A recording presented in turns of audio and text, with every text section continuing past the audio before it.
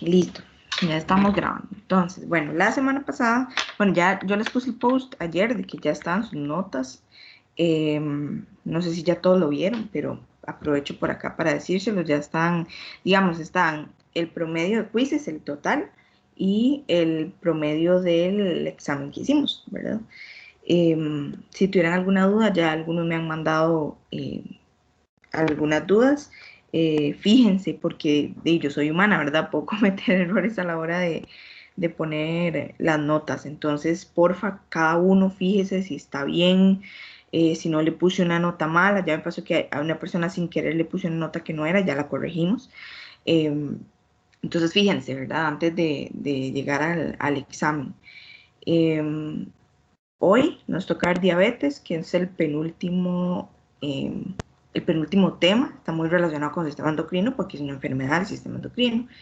Y el último tema sería la otra semana, que veríamos el sistema reproductor. La otra semana vamos a hacer lo mismo que hicimos con endocrino. Entonces la otra semana no vamos a tener clase presencial, sino que yo les voy a subir un video de YouTube eh, dándoles la clase, porque es una clase larga. Entonces se necesitan las 2 horas así sin interrupción para poder explicar todo. Eh, Nada más para saber, alguien que me diga cómo les fue con el video de endocrino, lo pudieron abrir bien, tuvieron alguna duda, se les pegó, no les sirvió algo. Es que no, o sea, nadie me dijo nada, así que supuse que todos lo pudieron ver bien. Profe, yo lo vi bien. Yo lo pude ver bien. Ok, perfecto. Listo, entonces ahí igual lo tienen, ¿verdad? Para que lo puedan ver en el momento que lo necesiten. Entonces, repito, igual yo voy a hacer un post de esto porque sé que muchos a veces no van a la clase o así, pero para que sepan, la otra semana, yo en vez de la clase, digamos, esta de virtual, les voy a subir el video en YouTube y ese video cuenta con la clase, ¿verdad? Y ese video es el que va a salir en el examen. Entonces ya nos veríamos, digamos, de hoy en 15 para el examen. Entonces, hoy nos vemos. La otra semana no, porque solo vamos a ver el video de la clase. La siguiente semana, que es 19 de diciembre, si no me equivoco, o por ahí, que es sábado, Sí, ese es día, 19. ajá, entonces ese día hacemos el examen. En el examen sí nos tenemos que conectar, ¿ok? En ese examen sí nos conectamos. Eh, Aquí igual, si hay alguna persona que no puede conectarse porque tiene que hacerlo desde el celular y solo puede abrir el examen, pues solo abre el examen, no hay ningún problema. Y apenas termine de desconectar, o sea, no tienen que quedarse, ni nada. Nada más hacen el examen y listo. Y yo probablemente ese mismo día les suba la nota de ese examen, porque nosotros tenemos que entregar actas, entonces como nosotros somos los últimos que hacemos exámenes, yo entrego actas ese mismo día casi.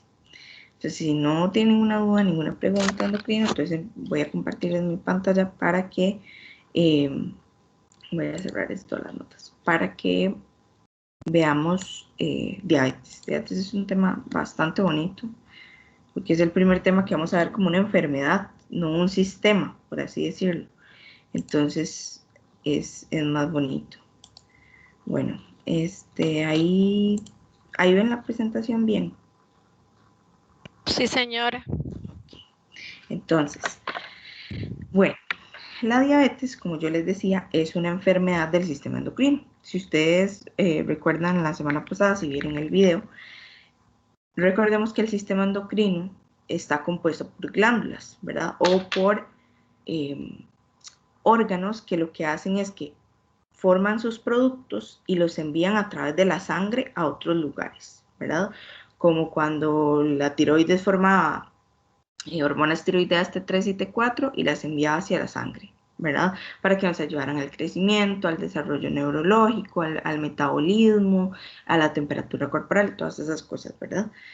En cambio, habíamos visto que cuando un órgano puede ser endocrino o exocrino, que era endocrino cuando formaba sus sustancias y las mandaba a otros lugares a través de la sangre, y era exocrino cuando formaba sustancias, pero esas sustancias en vez de mandarlas a través de la sangre, las mandaba eh, por tubos internos, como cuando vimos que el páncreas en el sistema gastrointestinal mandaba el jugo pancreático hacia el intestino a través de tubos, ¿verdad? No a través de sangre, sino una misma tubería que tenía el páncreas, metía las sustancias por ahí y la pasaba.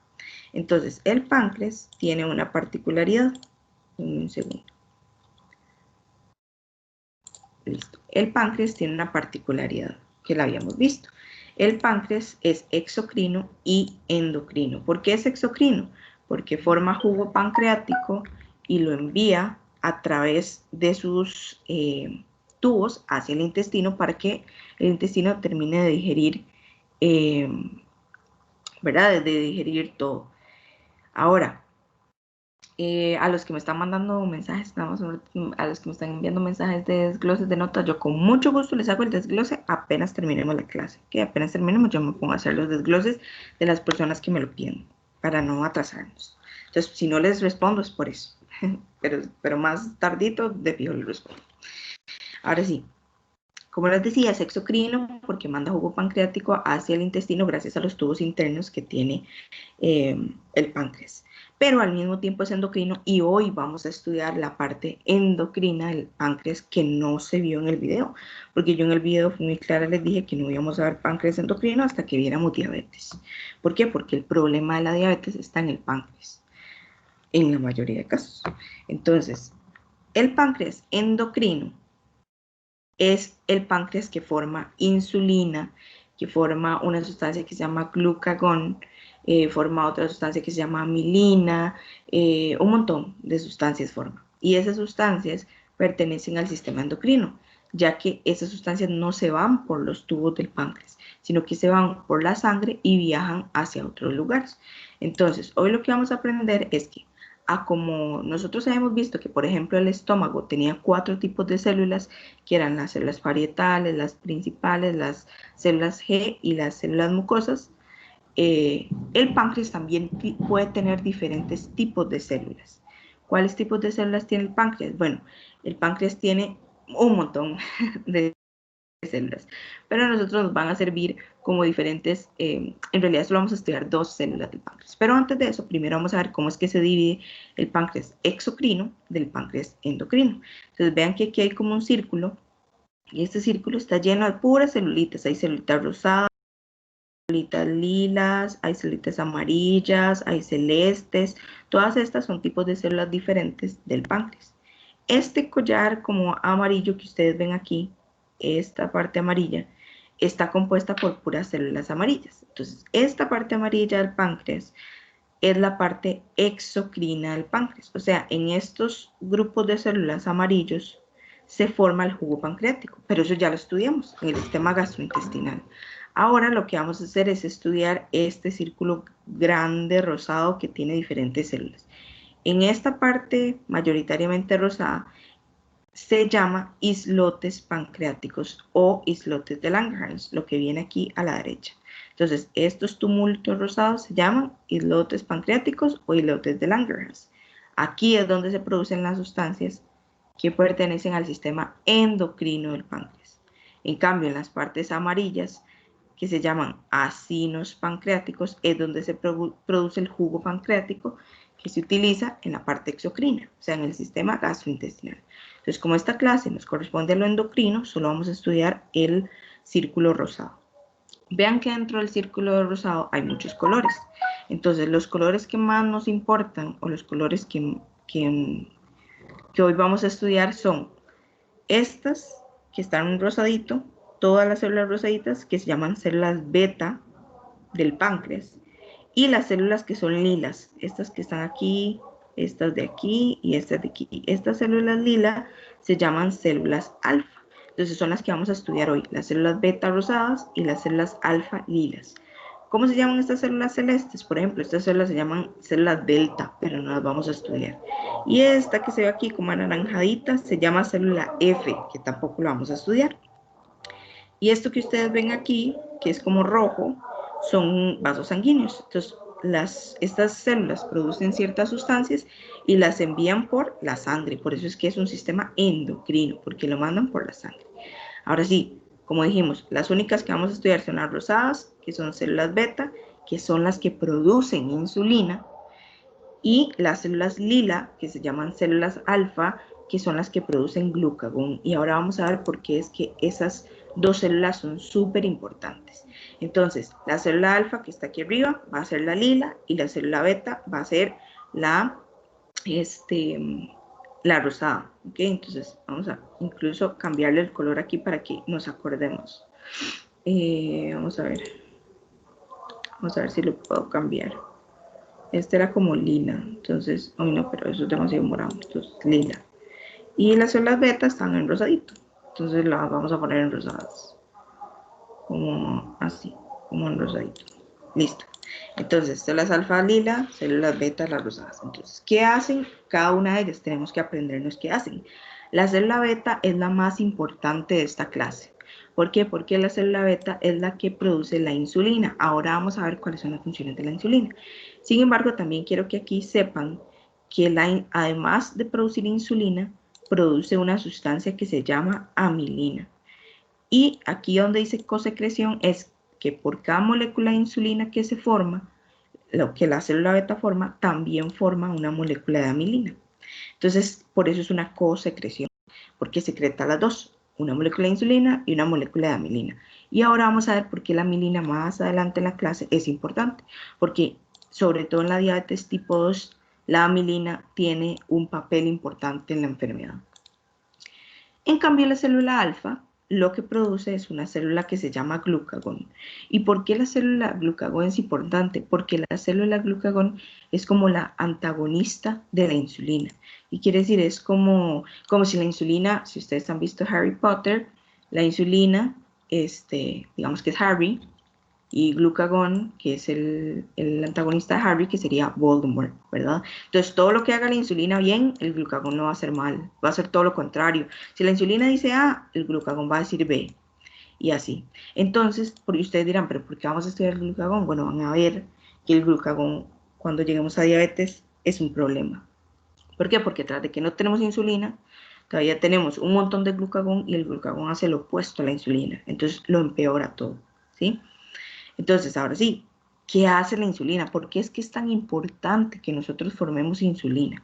Bueno, resulta que la insulina tiene... La insulina cuando se forma en el páncreas, sale por la sangre y tiene 4 destinos posibles.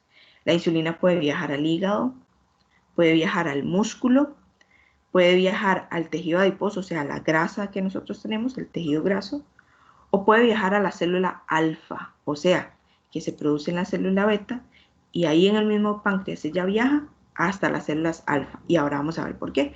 Entonces, si yo les pregunto, qué sé yo, ¿cuáles son los lugares a donde la insulina se dirige después de que el páncreas la produce? Entonces me van a decir, bueno, se dirige al hígado, se dirige al músculo, se dirige al tejido adiposo, tejido graso, y se dirige a la célula alfa. Ahora sí, ¿qué es lo que hace la insulina? Bueno, el azúcar por sí solo no es malo. Nosotros necesitamos azúcar para vivir. Sin embargo, el azúcar cuando nosotros lo comemos, ¿verdad? O lo consumimos, pasa al estómago, el estómago lo absorbe y ese azúcar pasa a la sangre. Pero ese azúcar no se puede quedar nadando en la sangre. Ese es el problema. Nosotros no podemos tener mucho azúcar suelto en la sangre, sino que ese azúcar se tiene que ir a las células a que lo utilicen. ¿Por qué? Porque el azúcar es una fuente de energía. Entonces las células lo utilizan para hacer energía y para realizar todos los procesos que ellas necesiten hacer durante el día o durante la noche, las 24 horas, ¿verdad? Entonces, el problema de nosotros cuando hay diabetes no es que el azúcar sea malo. El problema es que el azúcar se queda en la sangre. Y cuando el azúcar se queda nadando en la sangre, ahí como si nada, se va a depositar a lugares a los que no tiene que ir. Por ejemplo, si nosotros tenemos mucho azúcar en la sangre, se va y se deposita a los ojos. Y como se deposita en los ojos, va a ir a dañar los ojos en algún momento. ¿Por qué? Porque los ojos no tienen por qué tener azúcar depositado. Porque es que ni siquiera es que el azúcar, las células de los ojos las estén usando, porque lo pueden usar, sino es que simplemente se deposita en ellas. Como si ustedes tuvieran un mueble y el mueble estuviera lleno de polvo. El polvo simplemente lo ensucia. Eso es lo que hace el azúcar. El azúcar llega y se deposita en las células y no se usa, nada más queda ahí. Entonces provoca a largo plazo daño en las células. O por ejemplo, si se queda nadando en sangre, se va al sistema nervioso, o sea, se va a nuestros nervios y entonces nos empieza a dañar las piernas, porque empieza a dañar los nervios, porque no tiene por qué estar en los nervios, ¿sí? Ese es el problema del azúcar. Entonces la insulina nos viene a arreglar ese problema. ¿Por qué? Porque vamos a ver, la meta máxima de la insulina es agarrar el azúcar que está en la sangre e ir a depositarlo a los lugares donde sí tiene que estar, ¿sí? Entonces la insulina dice, ok, yo necesito azúcar, por ejemplo, en las células de los músculos, porque los músculos necesitan mucha energía para moverse. Entonces yo voy a ir a dejar el azúcar al músculo, o así sucesivamente.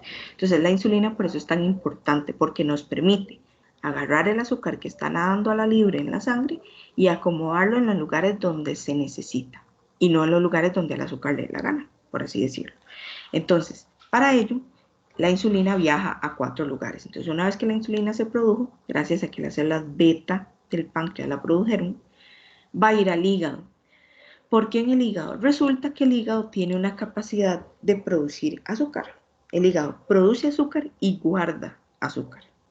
Entonces, cuando nosotros estamos en ayuno, o sea, no hemos comido por mínimo 8 horas, ya nos empezamos a sentir un poco mal, ¿verdad? Porque no tenemos ese azúcar, ese motor para sentirnos bien. Entonces, ¿por qué no nos desbañamos? Porque a las 8 horas nosotros, si estamos en ayuno, ¿por qué podemos seguir trabajando o podemos seguir estudiando? Porque resulta que el hígado, como él guarda glucosa para esos momentos, por ejemplo, momentos de crisis, como en el ayuno, él, como guarda azúcar, entonces él empieza a sacar azúcar si nosotros estamos en ayuno para que no nos desmayemos, pero al mismo tiempo produce azúcar. Entonces, si él produce azúcar, técnicamente debería solo producirlo en momentos de crisis, como en momentos de ayuno, ¿sí? Pero esa producción no es como que se detiene en el día si no hay ayuno, sino que se sigue produciendo, pero se guarda en el hígado, o sea, no se deja, no, ese azúcar no sale a la sangre, por así decirlo.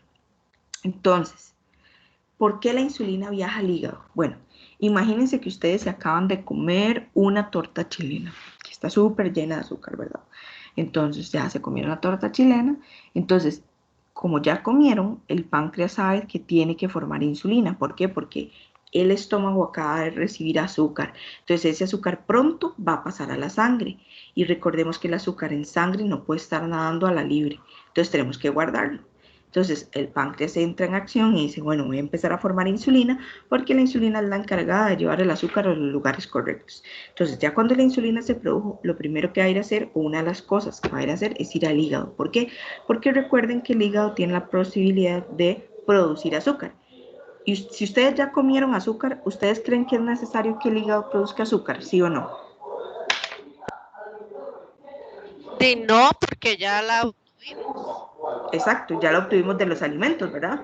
Entonces la insulina va al hígado y le dice, hey, no haga más azúcar, porque es que ya yo comí azúcar, ya a nuestro cuerpo le dieron comida, entonces ya no es necesario que usted empiece a producir azúcar, y mucho menos que el azúcar que ya produjo lo empiece a sacar, porque ya tengo suficiente con todo el azúcar que tengo en la sangre de la comida, ¿ok? Entonces por eso es que la insulina va y suprime, o sea, le dice que no, suprime la producción de glucosa en el hígado, porque el hígado tiene que entender que ya comimos y que no necesitamos que él siga produciendo. Entonces, esa es la primera función, suprimir la producción de azúcar en el hígado. Ahora bien, también viaja al músculo, pero en el músculo lo que pasa es que todo el azúcar que la insulina o parte del azúcar que la insulina recogió en la sangre la lleva al músculo, porque el músculo es un almacén, por así decirlo, de azúcar. Entonces en el músculo se guarda mucho del azúcar que nosotros consumimos y tiene lógica, porque los músculos es lo que nosotros más utilizamos.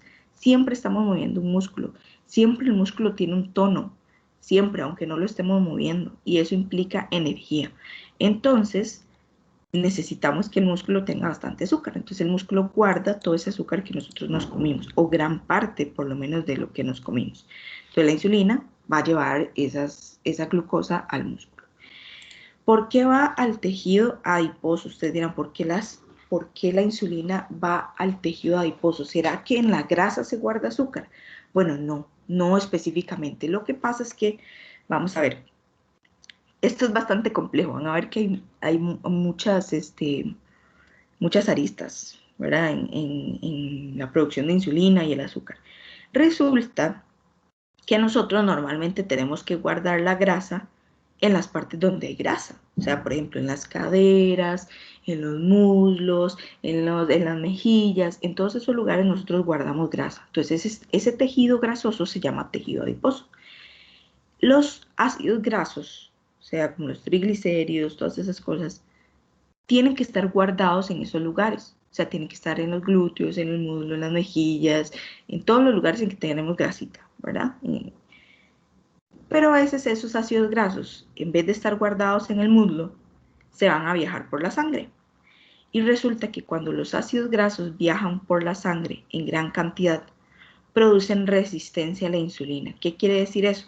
Imagínense que varios ácidos grasos se salieron del muslo, ¿verdad? Del muslo de ustedes, de la pierna, y decidieron irse a viajar en la sangre. Nosotros sí tenemos alguna cantidad de ácidos grasos en la sangre, claramente, pero esa cantidad es moderada, hay niveles normales. Por eso cuando nos miden los triglicéridos en sangre, por ejemplo, tenemos que tener unos niveles adecuados, no podemos tener más de eso.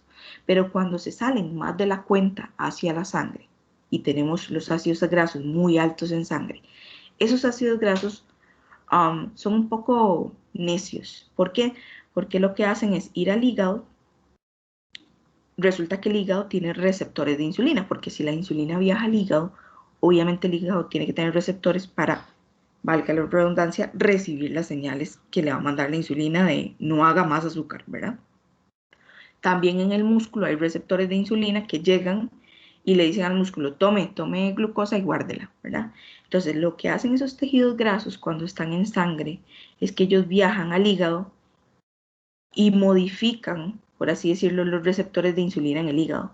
Entonces, cuando la insulina llega al hígado y quiere decirle al hígado, porfa, pare la producción de azúcar, el hígado no le hace caso, porque el ácido graso como que dañó, por así decirlo, o interrumpió la conexión entre la insulina y el receptor de la insulina en el hígado.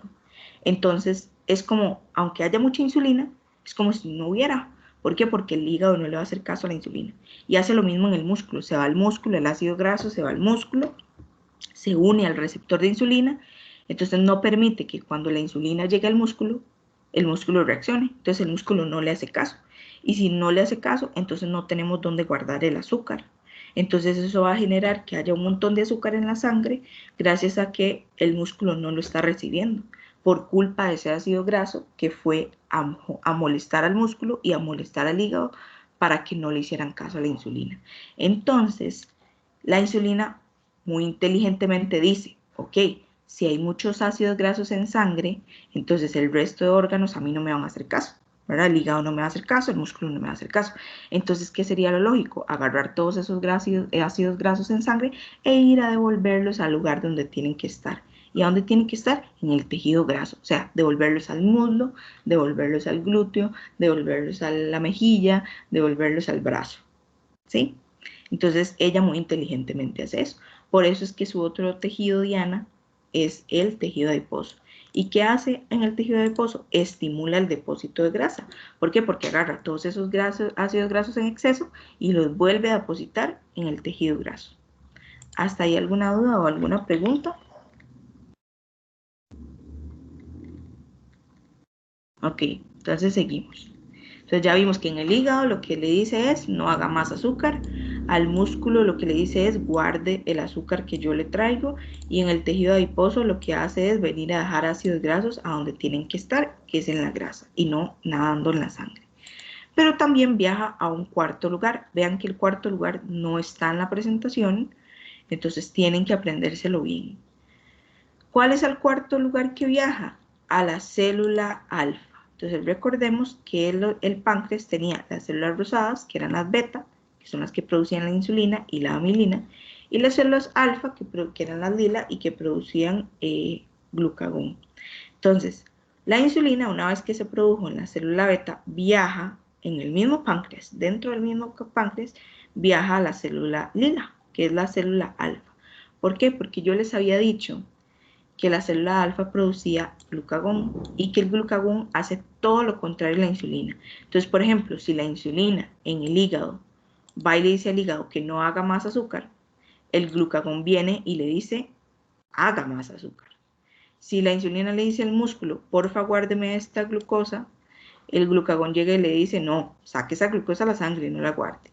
Y en el tejido adiposo es lo mismo. Si la insulina llega y deja ácidos grasos en el tejido graso, el glucagón llega y lo saca nuevamente a la sangre. Entonces es como lo opuesto. Entonces, ¿qué hago yo con formar insulina? Si al mismo tiempo voy a tener una sustancia que me hace lo contrario, no tiene sentido, ¿verdad? No tendría sentido, porque se anulan sus funciones. Entonces la insulina también muy inteligentemente va hacia la célula alfa y la bloquea. Entonces la célula alfa, al estar bloqueada, no puede formar glucagón. Entonces la insulina bloquea a su enemigo, básicamente, porque no deja que se produzca glucagón. Entonces esas son como las 4 funciones principales de la insulina. Viajar al hígado y suprimir la producción de glucosa en el hígado, viajar al músculo y hacer que el músculo guarde la glucosa, viajar al tejido graso y devolverle los ácidos grasos que estaban nadando en sangre, devolvérselos a la grasa, y en la célula alfa va y la bloquea para que no produzca glucagón. Ahora sí, ya sabemos cómo funciona lo del azúcar y la insulina. Entonces ahora vamos a ver qué es lo que está dañado en la diabetes. Pero para entender diabetes, primero tenemos que entender qué es lo que pasa normalmente en el cuerpo.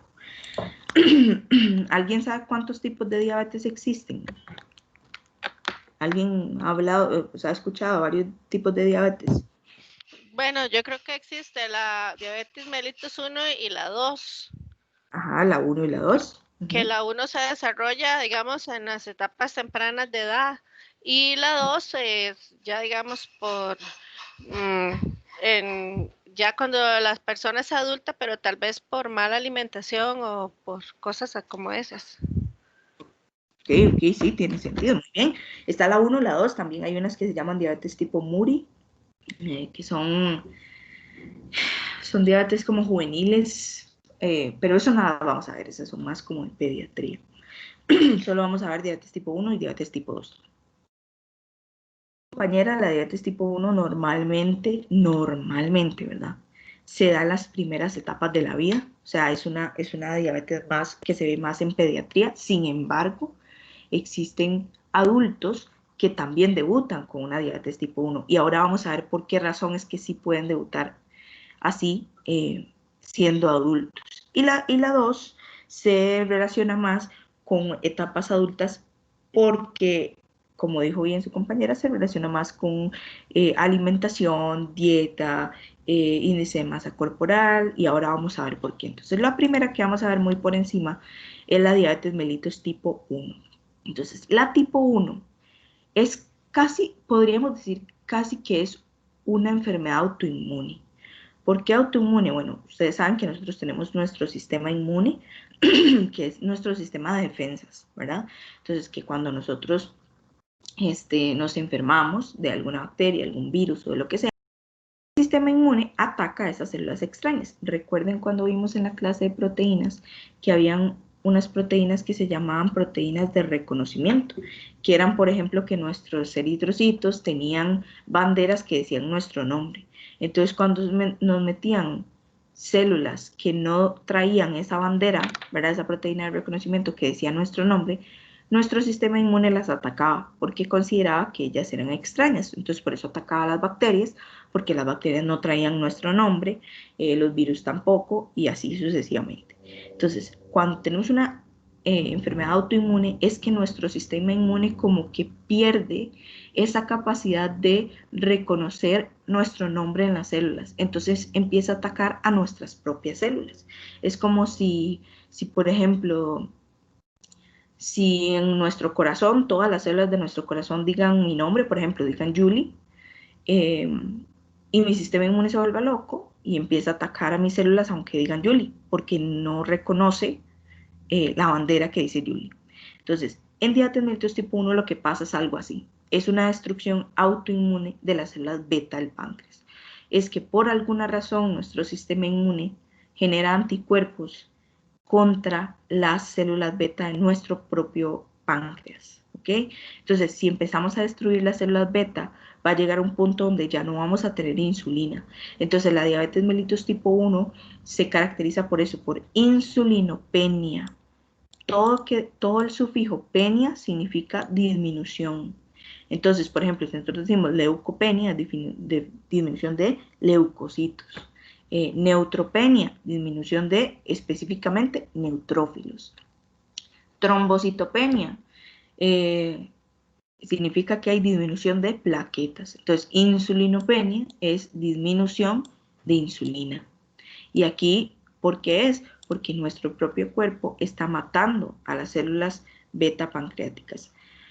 Entonces, la diabetes mellitus tipo 1 se comporta muy, como les digo, como es muy compleja la diabetes mellitus tipo 1 en la forma en que se desarrolla. ¿Por qué? Porque normalmente nosotros heredamos la probabilidad de tener diabetes mellitus tipo 1. ¿Qué quiere decir esto?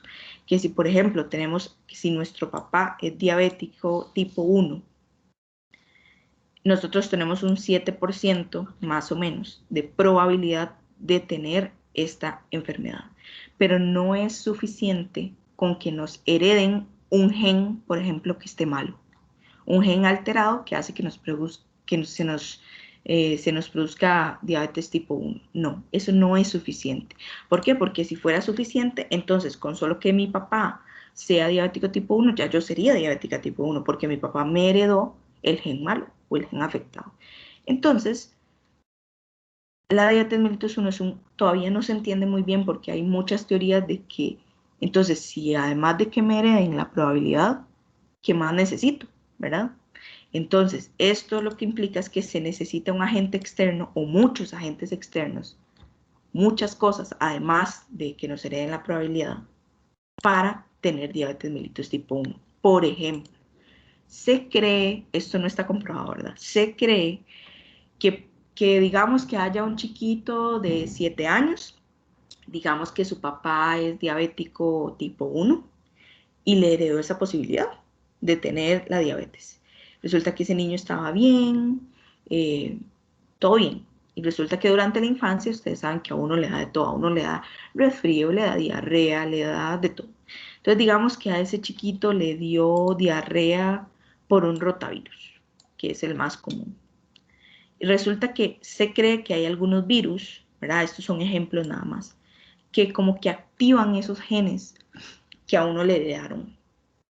Entonces ahora sí, puede ser que se le produzca la enfermedad, pero porque se necesita un agente externo, como un virus, por ejemplo. Esta es una de las teorías. Pero hay otras teorías que dicen, hay otras cosas que esas sí están un poco más comprobadas, que los complejos de inmunocompatibilidad, yo no sé si ya ustedes vieron inmuno, o ya llevaron inmuno, que hay tipo 1, tipo 2. Ahí creo que es el tipo 1 el que está más relacionado, el HLA1, que está más relacionado con la diabetes tipo 1. Entonces se han visto que personas que tengan alteración en los genes que codifican para HLA1 tienen más riesgo de tener diabetes mellitus tipo 1. Se ha visto que, también se ha visto que la lactancia materna exclusiva durante los primeros 6 meses de vida y alternante con comida durante el primer año de vida es protectora. Entonces, más bien, si a usted le heredaron la posibilidad y probablemente le dieron lactancia materna, eso podría ser un factor protector.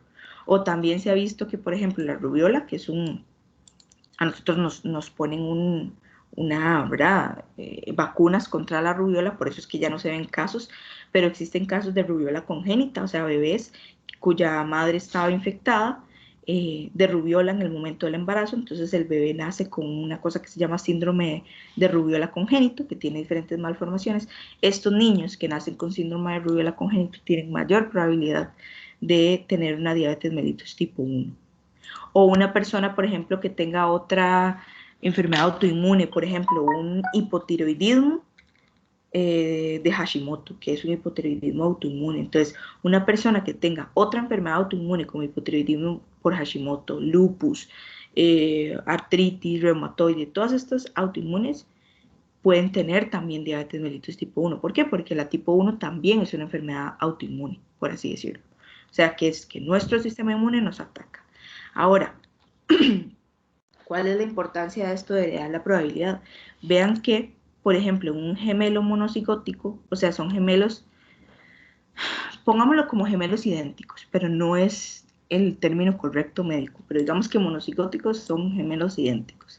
Entonces, la probabilidad de que si un gemelo está afectado, el otro está afectado es del 30 al 50%. Por eso ven que no es solo que se herede no es solo la probabilidad de que la probabilidad de heredarla no es suficiente para que se dé la enfermedad.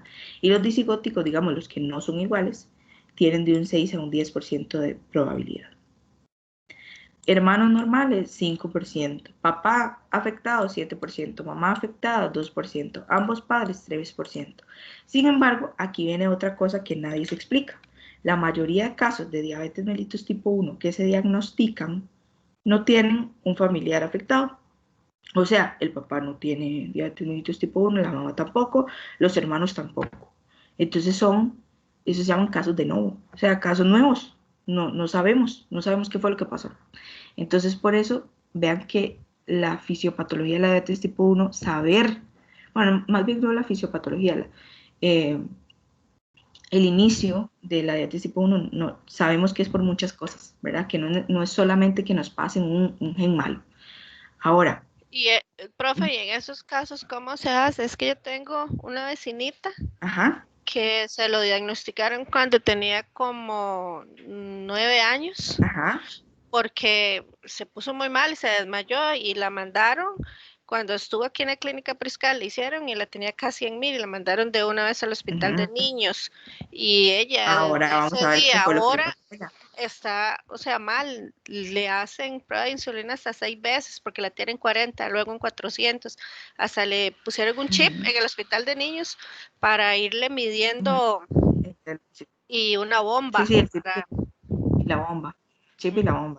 Sí. Bueno, ahora vamos a ver qué es lo que pasa con estos niños. Entonces, si no producimos insulina, si usted no produce insulina porque está matando a sus células, a sus propias células beta del páncreas, lo que tiene que hacer, el único remedio es ponerle insulina. Entonces, estos chicos o estas personas son dependientes de insulina el resto de sus vidas. O sea, ahí no podemos tomar que la pastillita, la metformina, eso no sirve, porque ahora vamos a ver que eso tiene otra connotación, no sirve en diabetes tipo 1. En diabetes tipo 1 lo único que sirve es inyectar al paciente, nada más. Si le falta insulina, hay que ponérsela. Entonces van a inyectar esa insulina el resto de sus vidas. Ahora, ¿cómo debutan algunos? Bueno, ahora vamos a ver esta de acá, esta de acá. Que entonces aquí dice, son dependientes de insulina el resto de la vida. ¿Cómo debutan? Bueno, ese caso que usted cuenta de la niña que tenía 1000 y que no se dieron cuenta, la llevaron al hospital de niños y le hicieron el diagnóstico. Bueno, yo les voy a contar una historia porque yo soy muy fan de muchos grupos musicales y muchas cosas, a mí me encanta todo eso. Y yo soy muy fan de un grupo que probablemente ustedes conocen, que se llama Jonas Brothers. Ellos son 3 hermanos, ¿verdad? Bueno, son 4 realmente, pero en el grupo solo hay 3. El menor del grupo, que se llama Nick Jonas, él es diabético tipo 1. Entonces, ¿cómo fue que Nick se dio cuenta que era diabético tipo 1? Resulta que Nick tenía aproximadamente como 11, 12 años, por ahí estaba realmente pequeñito todavía.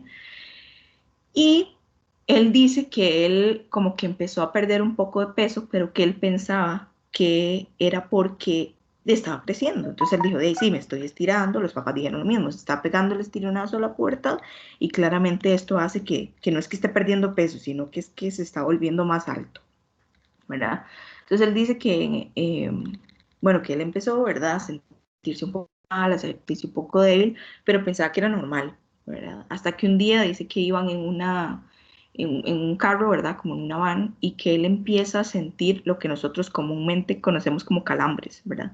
Que empieza a sentir calambres en todas las piernas y empezó a gritar del dolor, empezó a sudar, sentía que se iba a desmayar, se sentía completamente descompuesto, con náuseas, vómitos, no sabían qué era. Claramente los papás al ver que él no aguantaba el dolor y que gritaba en medio carro, lo llevaron al hospital, ¿verdad? Y en el hospital le hicieron pruebas de todo, ¿verdad? Y se dieron cuenta que era un diabético tipo 1. ¿Por qué? Porque debutó con algo que se llama cetoacidosis, igual a la vecina de la compañera que ahora dijo. ¿Qué es la cetoacidosis? Bueno, resulta que cuando nosotros tenemos un montón de azúcar en sangre, ¿verdad? Porque no tenemos insulina. Entonces, tenemos un montón de azúcar en sangre porque la insulina no la puede ir a guardar al músculo. Entonces el músculo no la guarda y todo queda en la sangre.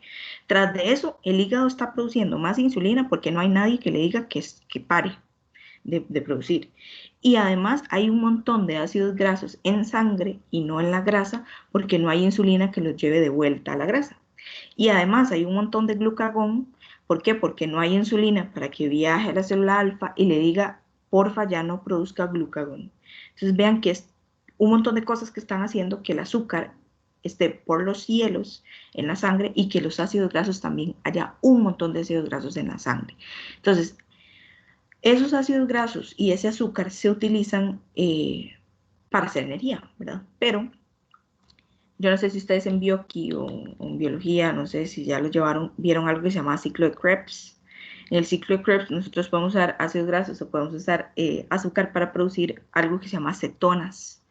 Entonces, todo ese azúcar y todos esos ácidos grasos que se producen, o bueno, que están guardados en la sangre, nadando ahí por donde les da la gana, van a empezar a formar cetonas.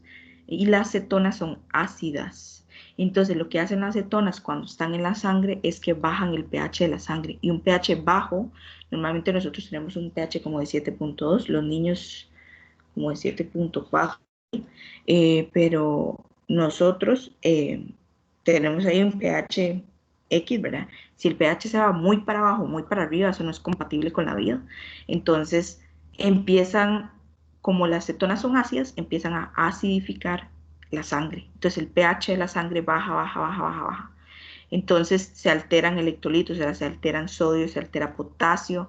Por eso es que al alterar potasio se dan calambres en el músculo. Pueden alterar el corazón incluso. Hay náuseas, hay vómitos, todo eso es porque el azúcar está por los cielos, ¿verdad? Mayor a 300 miligramos o a 400 miligramos por decilitro, y los ácidos grasos también. Entonces, esa niña que, por ejemplo, llegó con más de 1000 en azúcar, claramente entró con una cetoacidosis porque ya ella estaba formando cetonas y eso le produjo todo el cuadro de cetoacidosis. Las cetonas también se botan en orina, entonces uno en un examen de orina, si tiene cetonas, va a salir cetonas positivo, ¿verdad? Entonces, esa es una de las formas en que debutan. No todos van a debutar con cetoacidosis, jamás, no todos. Pero hay un cierto porcentaje que debuta así. Nick debutó así, la vecina de su compañera debutó así. Muchos debutan así, por eso no quiere decir que siempre van a debutar así. ¿Okay? Entonces, si yo les pregunto, por ejemplo, ¿cuál es una forma común de debut en el diabetes mellitus tipo 1? Ustedes me dicen, la cetoacidosis es una forma común. ¿Se da en la infancia? Sí, normalmente se da en la mayoría de casos en infancia, pero también se puede dar en los adultos, porque como ya vimos, el proceso de diabetes mellitus tipo 1 es muy complejo, entonces puede ser que una persona hasta después de muchos años se le activaron esos genes malos que tenía y le dio diabetes mellitus tipo 1. Entonces, no es exclusiva de la infancia, pero sí se ve más en la infancia. Entonces, una vez que vimos diabetes mellitus tipo 1, ahora vamos a ver diabetes mellitus tipo 2, que la tipo 2 es diferente. O sea, vamos a ver, el resultado es casi el mismo, pero la forma en que se producen es diferente. Y como se producen de diferente forma, también se tratan de diferente forma. Ya vimos que el diabético tipo 1 es una persona que siempre va a depender de insulina. No hay otra cosa que le sirva, solo la insulina. Porque lo único que esa persona tiene es que no produce insulina porque su propio cuerpo empezó a matar a las células beta del páncreas. Ahora, la diabetes mellitus tipo 2 es muy diferente, porque en la diabetes mellitus tipo 2, en las etapas iniciales, sí hay insulina. No es que hay insulinopenia, como en la diabetes tipo 1, que es que del todo no había insulina porque las células beta se murieron. No hay nadie que produzca insulina. En el diabetes mellitus tipo 2, sí hay insulina, sí hay células beta al inicio que produzcan insulina, pero a la insulina nadie le hace caso. Entonces, eso se llama resistencia a la insulina. ¿Qué quiere decir? Que el hígado no le hace caso, el músculo no le hace caso, la célula alfa no le hace caso y el tejido graso no le hace caso. ¿Y por qué hay resistencia? Porque resulta que se ha visto que hay mayor cantidad de ácidos grasos libres en sangre. Recuerden que cuando había mucho ácido graso libre en sangre, yo les dije que el ácido graso libre va y molesta al hígado para que no le haga caso a la insulina, va y molesta al músculo, va y molesta al tejido adiposo para que no le hagan caso a la insulina. Entonces hay una resistencia a la insulina que se produjo. Por eso es que al haber más ácidos grasos libres se relaciona con índice de masa corporal, porque uno supone o uno espera que una persona que tenga más grasa visceral, ¿verdad? No grasa periférica, grasa visceral, tenga mayor cantidad de ácidos grasos en la sangre, ¿sí? Entonces tampoco es adecuado decir que una persona, obviamente una persona con sobrepeso y obesidad tiene mayor probabilidad de tener más ácidos grasos en sangre, pero una persona delgada también lo puede tener. ¿Por qué? Porque la grasa que es metabólicamente activa, o sea, la grasa mala, es la grasa visceral, o sea, la grasa que está alrededor de los órganos y las vísceras, y eso se mide en porcentajes. Una persona puede ser delgada y puede tener una grasa visceral más alta que una persona que sea con sobrepeso. Entonces, vean que también el cuerpo no tiene nada que ver con el tipo de grasa que tengamos, o por lo menos no siempre va a ser así. Ahora bien, obviamente una persona que tenga una obesidad va a tener mayor probabilidad de que tenga más ácidos grasos libres en sangre, claro que sí, pero eso no quiere decir que una persona que no sea obesa no tenga eh, ese, digamos, factor, ¿sí? Ahora, aquí la herencia sí es demasiado importante. ¿Por qué? Porque si nosotros tenemos un papá, una mamá, un hermano, solo uno, ¿verdad? Afectado, la probabilidad de que nosotros tengamos diabetes mellitus tipo 2 es del 30%. Pero si, por ejemplo, ambos padres tienen diabetes mellitus tipo 2, nosotros la probabilidad de que tengamos es un 80%. Vean que es altísima. Entonces aquí la herencia sí es más importante. Acuérdense que la diabetes tipo 1, la mayoría de casos ni siquiera tenían un familiar afectado. Y cuando tenían un familiar afectado, la probabilidad de que a ustedes se lo heredaran, o sea, usted podía tener a su papá afectado y aún así puede que a usted nunca en la vida le dé diabetes mellitus tipo 1 porque se necesitaban más cosas que solo el hecho de que nos lo heredaran. Aquí, en este caso, en la diabetes mellitus tipo 2, si nuestros papás son diabéticos los dos, pónganle la firma que ustedes van a ser diabéticos. O sea, pónganle la firma. O al menos van a tener prediabetes o algo, ¿verdad? Pero uno puede modificar los estilos de vida para que o no se produzca o se retrase el inicio de la enfermedad. Entonces ahora vamos a ver cómo es que funciona el páncreas en la diabetes tipo 2. Entonces, en la diabetes tipo 2, las primeras etapas de la diabetes tipo 2, el páncreas trabaja en exceso. ¿Qué quiere decir? Bueno, resulta que a nosotros nos heredaron la probabilidad de tener diabetes mellitus tipo 2 y entonces por ende ya nosotros tenemos una resistencia a la insulina. ¿Por qué? Porque resulta que el hígado no le empieza a hacer caso a la insulina, el músculo tampoco, la grasa tampoco y la célula alfa tampoco. Entonces, el páncreas dice esto, bueno, si tal vez yo hiciera más insulina de la cuenta, tal vez el hígado sí me haga caso, o tal vez el músculo sí me haga caso. Entonces voy a producir mucha insulina en mis células beta, mucha, para que me haga caso. Entonces, por eso es que los primeros estadios de la diabetes a veces la gente no se da cuenta que tiene diabetes, porque el páncreas hace algo que se llama hiperinsulinismo compensatorio. ¿Qué quiere decir? Se pone a producir insulina como loco. Y entonces ese montón de insulina, aunque hay resistencia a ella, la resistencia no es total, ¿verdad? ¿Qué quiere decir? Por ejemplo, si en el hígado, del 100% los receptores de insulina, en el hígado, ¿verdad? Digamos que un 80% no sirve, o sea, no le hace caso a la insulina, y el otro 20% sí le hace caso. Entonces, si nosotros aumentamos la cantidad de insulina, por lo menos vamos a estar seguros que ese 20% funcionante en el hígado le va a hacer caso a la insulina, aunque el 80% del hígado no le haga caso, ¿verdad? Entonces, ese hiperinsulinismo compensatorio sirve en las primeras etapas, pero al fin y al cabo eso va a terminar matando al páncreas. ¿Por qué?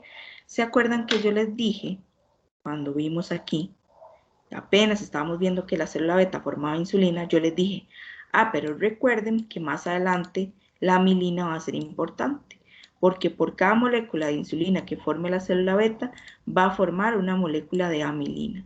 Y aquí es donde el páncreas termina de matarse solito. ¿Por qué? Porque al inicio, ¿el qué hizo? Dijimos, va a ser un hiperinsulinismo compensatorio, o sea, va a generar un montón de insulina. Pero entonces, si está generando un montón de insulina, también está generando un montón de amilina, porque la célula beta produce esas dos al mismo tiempo. Resulta que la amilina es como una sustancia de depósito. ¿Qué quiere decir? La célula beta la produce, pero no la manda a la sangre, sino que es como si la produjera como un desecho. O sea, produce insulina, la insulina sí la manda a la sangre, pero la amilina que produjo se la deja adentro. Entonces, si imagínense que produjo 1000 moléculas de insulina, también produjo 1000 moléculas de amilina, la célula beta, pero esa célula se queda con las 1000 moléculas de amilina adentro. Entonces, la amilina hace un depósito que es un depósito similar a un depósito amiloide. Entonces, esa amilina se empieza a depositar en la célula beta y va a llegar un punto en que la célula beta está tan llena de amilina que se muere, porque está, por así decirlo, demasiado llena de basura. Entonces llega a morirse. Entonces, al fin de cuentas, el mismo páncreas se mata solito, porque por empezar a hacer un montón de insulina, a ver si acaso le hacen caso, ¿verdad? Los demás órganos, sin querer también produjo más amilina y la amilina va a terminar matando a la célula beta. Entonces al final el diabético tipo 2 termina siendo similar a un diabético tipo 1 porque al final mata sus células beta. Entonces va a llegar un punto en que la persona ya va a necesitar más insulina. ¿Por qué es que un diabético a veces solo necesita metformina, que son las pastillitas? Porque probablemente está en la etapa en donde todavía hay células beta que están produciendo insulina y el páncreas está haciendo un hiperinsulinismo. O sea, está produciendo mucha insulina. Entonces se la pueden jugar todavía solo con pastillas. Pero ya cuando se produjo muerte de las células beta por el montón de amilina que tenían adentro, ya esa persona se va a volver insulino dependiente. ¿Por qué? Porque es casi como si fuera un diabético tipo 1. Entonces ya a esa persona hay que empezar a ponerle insulina inyectada. Entonces por eso es que si ustedes ven a un paciente y ustedes dicen, por ejemplo, esto es muy común, los vecinos son diabéticos y ustedes también son diabéticos, entonces se comparan entre sí y dicen, ay, pero ¿por qué a usted solo le mandan metformina? ¿O por qué a usted solo le mandan glibenclamida? ¿Y por qué entonces a mí sí me inyectan? Es que el doctor mío es malísimo. Es que ve, usted tiene que inyectarse porque a mí mi doctor la manda a inyectarse y cómo es posible que a usted no la manden a inyectarse.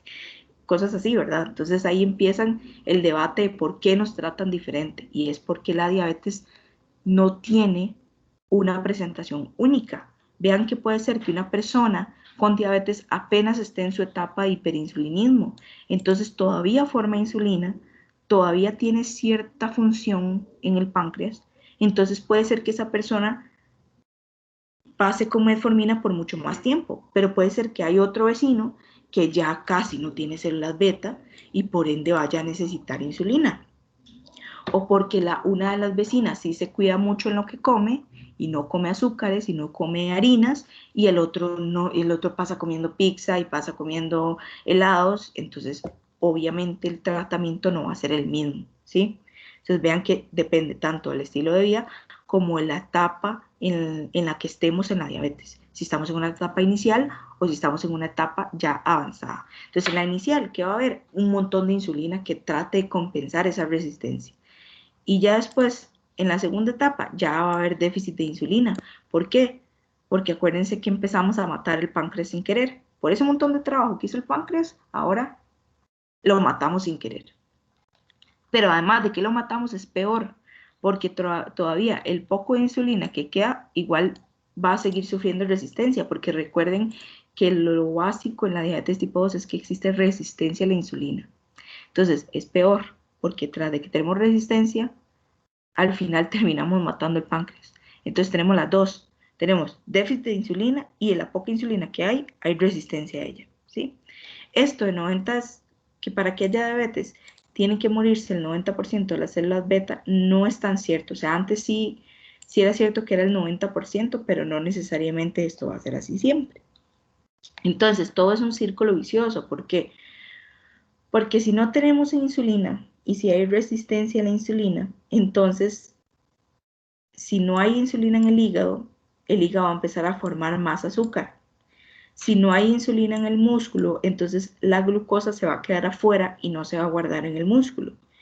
Si no hay insulina, entonces el tejido adiposo no va a guardar los ácidos grasos y entonces los ácidos grasos van a estar en la sangre ahí nadando. No hay forma de ir a la célula alfa para que se bloquee y no forme glucagón. Entonces, si no hay insulina, sí va a haber mucho glucagón y el glucagón hace todo lo contrario a la insulina. Y hay algo que se llama pérdida del efecto incretina. Todo es un círculo vicioso. Ahora vamos a ver qué es el efecto incretina y por qué también es muy importante los diabéticos tipo 2. En el tipo 1 esto no está afectado, solo está afectado en el tipo 2. Entonces, ¿hasta aquí alguna duda, pregunta que tengan?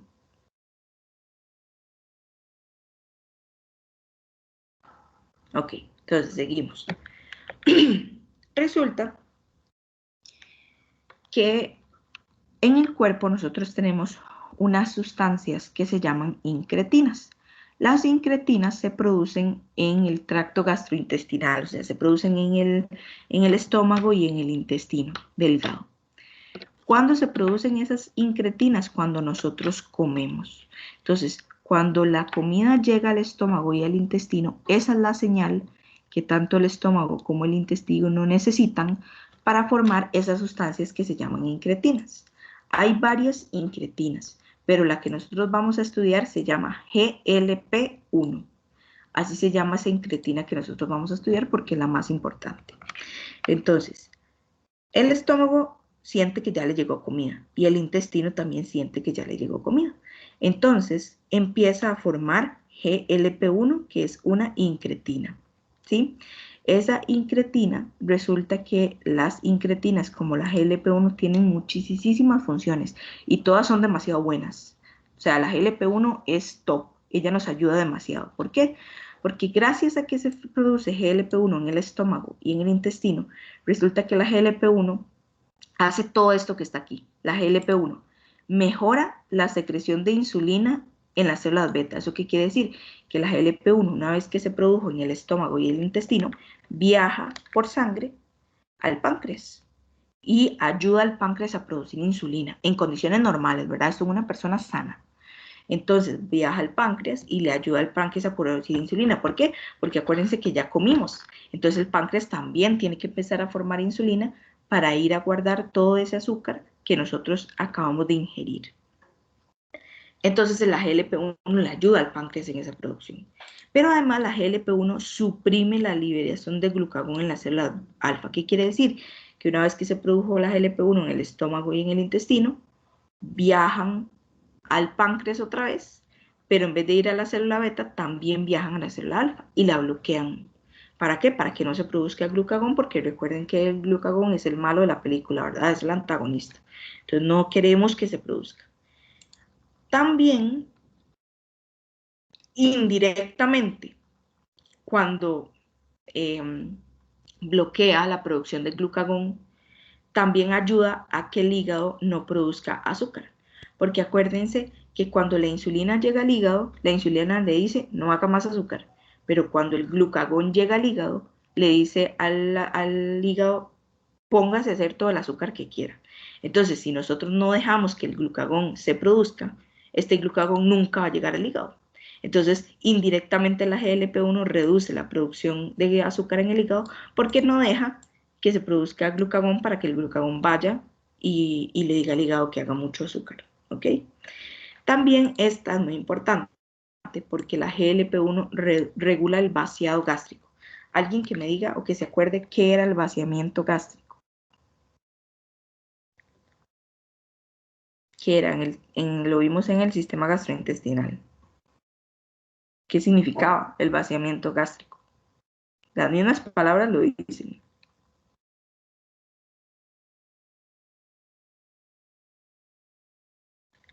Alguien que me diga, si no, pregunto así por lista. ¿Nadie se acuerda? Bueno, si nadie se acuerda, entonces se los voy a decir. El vaciamiento gástrico era el proceso en el que los alimentos pasaban del estómago al intestino delgado. Entonces nosotros decíamos que cada ciertos segundos el estómago revolvía el alimento y pasaba poco a poco ese alimento al intestino delgado. Que si nosotros pasábamos ese alimento muy rápido, entonces el estómago iba a quedar vacío muy rápido y el cerebro iba a pensar como que teníamos hambre porque ya el estómago estaba vacío. Pero que si al contrario ese vaciamiento gástrico era más lento, entonces el estómago duraba mucho en vaciarse y entonces el cerebro pensaba como que todavía estábamos llenos porque todavía había comida en el estómago. Resulta que gracias a que existe la GLP-1, que cuando nosotros comemos, el estómago y el intestino forman la incretina GLP-1, esta incretina GLP-1 regula ese vaciamiento gástrico y lo hace un poquito más lento. Entonces, por eso es que nosotros nos sentimos llenos por más tiempo, porque la GLP-1 va pasando la comida del estómago al intestino, pero más lento, para que el cerebro sense que todavía estamos llenos. Y al mismo tiempo, esa GLP-1 va al páncreas, ya vemos que va a la célula alfa, va a la célula beta, ayuda al estómago en el vaciamiento gástrico y al mismo tiempo viaja al cerebro y produce saciedad y reduce el apetito en el cerebro. Entonces, por eso es que hay cierta razón cuando uno, las mamás o los papás o los abuelos, cuando uno quiere repetir comida, le dicen como, espérese unos minutos, dele tiempo al cerebro a que se dé cuenta que usted esté lleno. Eso tiene razón de ser. ¿Por qué? Porque cuando ustedes comen, esa es la señal de que el estómago y el intestino tienen que producir GLP-1. Y una vez que la GLP-1 se produjo, tiene que viajar por sangre al cerebro para estimular la saciedad y eso lleva sus minutos. Entonces dura ciertos minutos en llegar al cerebro, una vez que se produjo, llegar al cerebro y decirle y estimular la saciedad, o sea, estimular, quedar lleno. Por eso tiene razón de ser que le digan a uno que se espere unos minutos, pero es por esto, para darle tiempo a la GLP-1 que llegue al cerebro y lo produzca. ¿Qué es lo que pasa en un diabético tipo 2, verdad? Resulta que el efecto incretina está abolido. Abolido es que no existe o está disminuido, ¿sí? Entonces, ¿qué quiere decir? Que aunque nosotros comamos, el estómago y el intestino no producen tanta cantidad de incretina GLP-1 como una persona sana. Entonces, los niveles de GLP-1 son muy bajitos, en un diabético tipo 2. Entonces, si no hay GLP-1 suficiente, no va a haber una mejor secreción de insulina en el hígado, no va a haber una buena supresión de glucagón, secreción de insulina en el páncreas, no va a haber una supresión de glucagón en las células alfa, se va a producir más azúcar en el hígado, el vaciamiento gástrico va a ser rapidísimo porque no hay nadie que lo regule y no va a haber alguien que vaya a estimular saciedad en el cerebro. Entonces, por eso es que los pacientes diabéticos normalmente tienen mucha hambre y técnicamente no es culpa de ellos, es culpa de que su efecto incretina no existe o es muy bajo porque hay muy poca GLP-1. Entonces, si nosotros tenemos una GLP-1 normal, esa GLP-1 va a viajar al cerebro y nos va a decir, ustedes están llenos, pero en un diabético eso no va a pasar. Entonces van a tener hambre y además nuestro vaciamiento gástrico va a ser un poco más lento. Entonces nuestro estómago va a pasar más tiempo con comida, el de ellos no. El de ellos va a estar mucho más rápido, se va a vaciar mucho más rápido, entonces van a sentir hambre más rápido. Entonces vean que para que ustedes entiendan, ¿verdad? Que el diabético no es que él quiera, sino que su propia enfermedad hace que esto suceda. Profe, una pregunta. Dígame. Es que, verás que mi hijo lo que le da es eso, digamos, de que él come y al ratito tiene hambre. Pero si uno no le da de comer, como que él se siente como se pone pálido y empieza a sudar. Eso puede ser como que él pueda ser prediabético o que vaya a tener algún... Podría ser, también habría que ver la cantidad de insulina que le está produciendo, porque muchas personas tienen, por ejemplo, problemas de producción de insulina, qué sé yo, que tengan tumores productores de insulina, no el páncreas, sino como que haya algún tumor en algún lado que produzca más insulina a la cuenta. Entonces, esa insulina hace que cuando nosotros tenemos exceso de insulina, entonces el azúcar se guarda más de la cuenta. Entonces, nos da una hipoglicemia, que es más bien cuando el azúcar en sangre está muy bajo, y eso tampoco es bueno. Entonces, se ponen así, que empiezan a sudar, se siente mal, como cuando uno no ha comido, ¿verdad? Y llevan muchas horas y uno siente que ya se va a desmayar, porque tiene hipoglicemia. Puede pasar que haya un exceso de insulina que se esté produciendo, ya sea, por ejemplo, un tumor o porque esté pasando esto, que haya una hiperinsulinemia compensatoria, que se acuerda que vimos que en las primeras etapas el páncreas producía demasiada cantidad de insulina y no sabíamos, entonces ese montón de insulina más bien puede estar produciendo que haya un azúcar bajo en sangre, porque es tanta la insulina que hay que se guarda demasiado el azúcar más de la cuenta. Entonces yo les recomiendo que si su hijo se pone así, o sea, que si se pone a sudar, que si se pone mal, sí es mejor ir a tamizarlo, porque puede ser que esté en un proceso de prediabetes, a como puede ser, no sé cuánto tiene su hijo, no sé qué edad tiene, pero 8 años tiene. 8 años, y él tiene sobrepeso, ¿o no? No, por ahorita no, pero él, Todo. digamos, él sí, tiene el trastorno este de hiperactividad, entonces toma Ritalina y le damos unas gotitas, entonces no sé si eso como que hace que le acelere más. Habría que ver el medicamento, pero en ese caso yo sí le aconsejo, si él se pone así después de comer y se pone diaforético y realmente se pone mal, o sea que usted ve que realmente él se está sintiendo mal, sí es mejor ir a tamizarlo, o sea, ir mejor a Levi's y contar la historia, y en esos casos sí es mejor hacerle algún tipo de examen para, ¿verdad? Para estar seguros de que está bien en este Sí, momento. porque lo que me indica es que, digamos, como que le da ganas, que te siente ganas de vomitar. Y Sí. es de que no, él puede haber comido hace poquito, pero al ratito me dice, me siento mal, y entonces le doy comida y ya él se siente bien. Sí, eso hay que verlo. O sea, también podría ser por el mismo, ¿verdad? La parte de hiperactividad, que ellos a veces se sienten así, pero habría que ver cómo está ese metabolismo de glucosa. Entonces, yo ahí sí les recomiendo que mejor lo lleve, que explique el caso y que le hagan algún tipo digamos, de verdad, de exámenes. Si el médico no quisiera hacerle exámenes, que no sé cómo no se los haría, si pone esa historia yo se lo haría, igual usted podría en algún laboratorio, no es tan caro hacer azúcar, o sea, por lo menos en ayunas o 2 horas postprandial. Ahora vamos a ver los tipos de laboratorios que hay, pero sí es bueno que lo lleve, entonces para que sepa que sí es mejor. Gracias. Bueno, entonces seguimos. Entonces ya, si yo les pregunto, alguien que me responda, si yo les pregunto, ¿cómo está el efecto incretina en un diabético tipo 2? ¿Normal o abolido? ¿Cómo está el efecto incretina? Se los pregunto porque puedo preguntárselos en examen. ¿Cómo está? Abolido. Abolido, exacto, está abolido en un tipo 2, ¿verdad? En el tipo 1 eso no tiene nada que ver, es en el tipo 2. Entonces, en el tipo 2 está abolido y por eso es que todas estas funciones ya no van a servir bien en un diabético tipo 2. Ahora sí, vamos a ver la parte más importante de la clase, porque básicamente este tema yo se los pregunto en casos clínicos. ¿Por qué? Porque ustedes van a ver laboratorios toda su vida.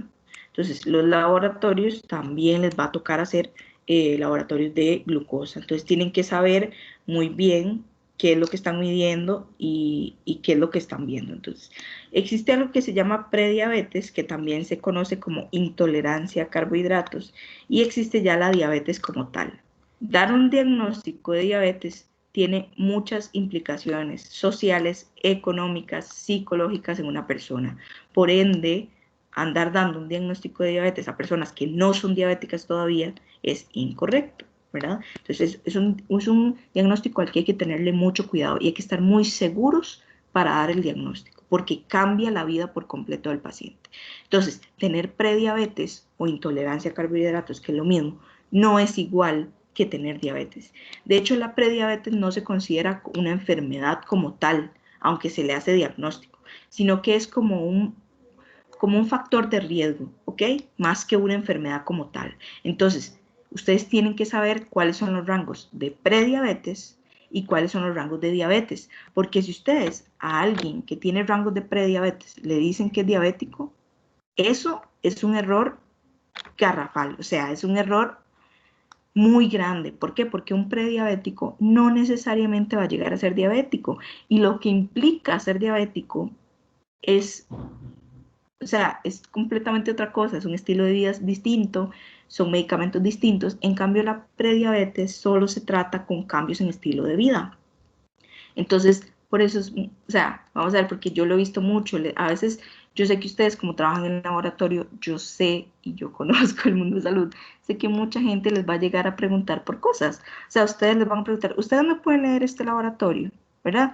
Díganme si no les ha pasado. Sí, les va a pasar, es que les va a pasar con sus familiares, con sus amigos, les van a mandar a ustedes laboratorios para que ustedes los lean, y aunque técnicamente se supone que, digamos, que a ustedes les toca, digamos, hacerlos, no analizarlos, ustedes los pueden analizar. ¿Por qué? Porque para eso ya un curso de fisio donde pueden entenderlos y entonces pueden ayudarles a sus familiares, a sus amigos a entender cuándo está bien y cuándo está mal.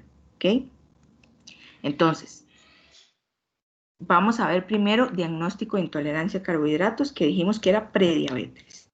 Entonces, ¿cuándo le decimos a una persona que es prediabética? Bueno, cuando uno de estos valores sale alterado. Con solo uno que salga alterado, uno le dice a la persona, vea, usted es prediabética. Esto no significa que usted tiene diabetes. Lo único que significa es que usted tiene que empezar a cuidarse en su estilo de vida para que no lleguemos a eso.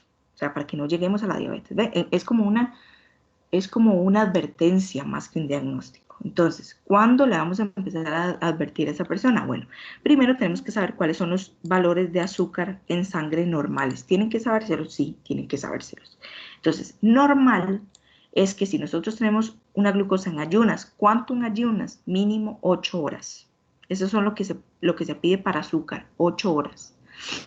No es necesario más. Con solo 8 horas está bien. ¿Cuándo es necesario más? Cuando, por ejemplo, hay que medir grasas, lípidos, ahí sí piden de 12 a 14 horas. Pero si es solo azúcar, con 8 horas es suficiente. Entonces, si la persona hizo ayunas 8 horas, su azúcar en ayunas debería ser como máximo 99, o sea, 99 o menos. Si ya está en 100, ya eso no es normal, ¿ok? Entonces, 99 o menos. Si en vez de medir la glucosa en ayunas, también podemos medir el azúcar 2 horas postprandial. ¿Qué es 2 horas posterior al OGTT o 2 horas postprandial? Es 2 horas después de comer o 2 horas después de darle a la persona una carga de glucosa de 75. Aquí se usa la prueba 75. Hay otras pruebas que se hacen con 50 y con 100 de glucosa, pero en este caso, esta especificada 2 horas postprandial se hace con 75. Entonces, yo le doy un sirope a la persona con esa cantidad de azúcar y a las 2 horas le mido el azúcar a ver cómo lo tiene en sangre. Una persona que esté sana, lo máximo que puede tener a las 2 horas después de comer o de tomarse ese sirope es 139. O sea, entonces 139 o menos, ¿sí? Más de eso no es normal. Y por último, también podemos medir la hemoglobina glicosilada. La hemoglobina glicosilada es, acuérdense que el azúcar está en sangre, ¿verdad? Entonces, el azúcar, yo les dije que si está en sangre, él se va a depositar a todo lado, a donde él se le ocurra, a los ojos, a las piernas, a todo, a las articulaciones, a todo lado. Resulta que también se deposita en la hemoglobina de los glóbulos rojos. Entonces, la hemoglobina con azúcar uno la puede medir y eso se llama hemoglobina glicosilada. Normalmente una persona, la hemoglobina glicosilada yo la puedo medir en cualquier momento, a cualquier hora, ¿sí? Entonces, la hemoglobina glicosilada está, bueno, igual lo van a mandar a hacer ayunas, pero bueno, la hemoglobina glicosilada, para que esté normal, una persona sana, tiene que estar en 5.6% o menos. 5.6 o menos. Eso es en lo que tiene que estar. Entonces, aquí es donde uno se da cuenta cuando un diabético le está mintiendo o no. ¿Por qué? Porque resulta que uno ya cuando la persona ya es diabética, o sea, ya tiene el diagnóstico de diabetes, ya estos valores obviamente no aplican porque estos valores son para personas sanas, uno les manda a medir la hemoglobina glicosilada, ¿verdad? ¿Cuánto dijimos a alguien que me diga que es la vida media de un eritrocito? 120 días. 120 días. Entonces, eso es 3 meses, básicamente. Entonces, si yo le mido la hemoglobina glicosilada en este momento a un paciente diabético, esa hemoglobina glicosilada no va a ser la hemoglobina de hoy, sino va a ser la hemoglobina de hoy más la de hace 3 meses, porque es la hemoglobina que está en los eritrocitos que yo medí. Y esos eritrocitos tienen 3 meses de vida. Entonces, probablemente varios eritrocitos que yo me di tenían 3 meses. Entonces, la hemoglobina glicosilada me sirve para ver cómo se portó el paciente en esos 3 meses. ¿Por qué? Porque si uno les manda glucosa en ayunas o glucosa 2 horas postprandial, hacen esto. Digamos que el viernes tienen la cita y el jueves tienen que ir a hacer los exámenes antes de la cita. Entonces, desde el lunes antes empiezan a comer pura lechuga, pura agua. Imagínense la dieta perfecta, ¿verdad? Entonces, llegan digamos, el jueves a hacerse el examen y salen bienísimo en ayunas. Y también salen bienísimo en 2 horas postprandial. Pero resulta que yo les mandé hemoglobina glicosilada y esto me dice cómo estuvieron en los 3 meses anteriores. Entonces, si la hemoglobina glicosilada sale alta, yo con toda la certeza del mundo le puedo decir al paciente, usted no hizo caso en el estilo de vida, porque la hemoglobina glicosilada no me miente. Me está diciendo cómo se portó usted en los 3 meses anteriores. Entonces, para que sepan que esa hemoglobina glicosilada, por eso es que uno casi siempre la manda en seguimiento a los pacientes diabéticos, para saber si nos están mintiendo o no. Entonces, si alguno es diabético o algo así, no haga trampa, porque uno siempre se da cuenta al final, para que sepan ese tipo. Bueno, entonces, tenemos que saber los valores normales. Normal en ayunas, 99 o menos. Normal 2 horas después de comer o 2 horas postprandial o 2 horas después del sirope, 139 o menos. Hemoglobina glicosilada, 5.6% o menos. Ahora sí, ¿cuáles son los valores alterados para decir que una persona es prediabética? No diabetes, prediabética. Entonces, si el ayunas, ¿verdad? Si el ayunas está entre 100 y 125, ya está mal, ¿verdad? Porque recuerden que para tener un ayuno normal, lo máximo que nosotros podemos tener es 99, lo máximo. Pero una persona que ya está en 100, ya no es normal, pero todavía no es diabético, sino que es un signo de alarma. Entonces, entre 100 y 125, esta persona es prediabética. Y yo en ese momento sí le puedo decir, usted es prediabético, ¿verdad? Ojo, tienen que tomar en cuenta que hay algunos pacientes que no cumplen las 8 horas, ¿verdad? Ustedes tienen que asegurarse, o sea, preguntarle al paciente, ¿usted tiene mínimo 8 horas? Porque si está en ayunas y comió hace 3 horas, obviamente el ayuno le va a salir afectado, pero no necesariamente porque sea prediabético, sino porque no tiene las horas de ayuno que debería tener. Entonces, entre 100 y 125, esa persona es prediabética. En 2 horas después de comer, recordemos que 2 horas después de comer con 75 gramos de glucosa o como ustedes le quieran dar, se supone que si usted es sano, lo máximo que puede tener es 139 o menos. Si ya está en 140, está mal. Entonces, de 140 a 199, usted es prediabético. No diabético, prediabético. Y hemoglobina glicosilada,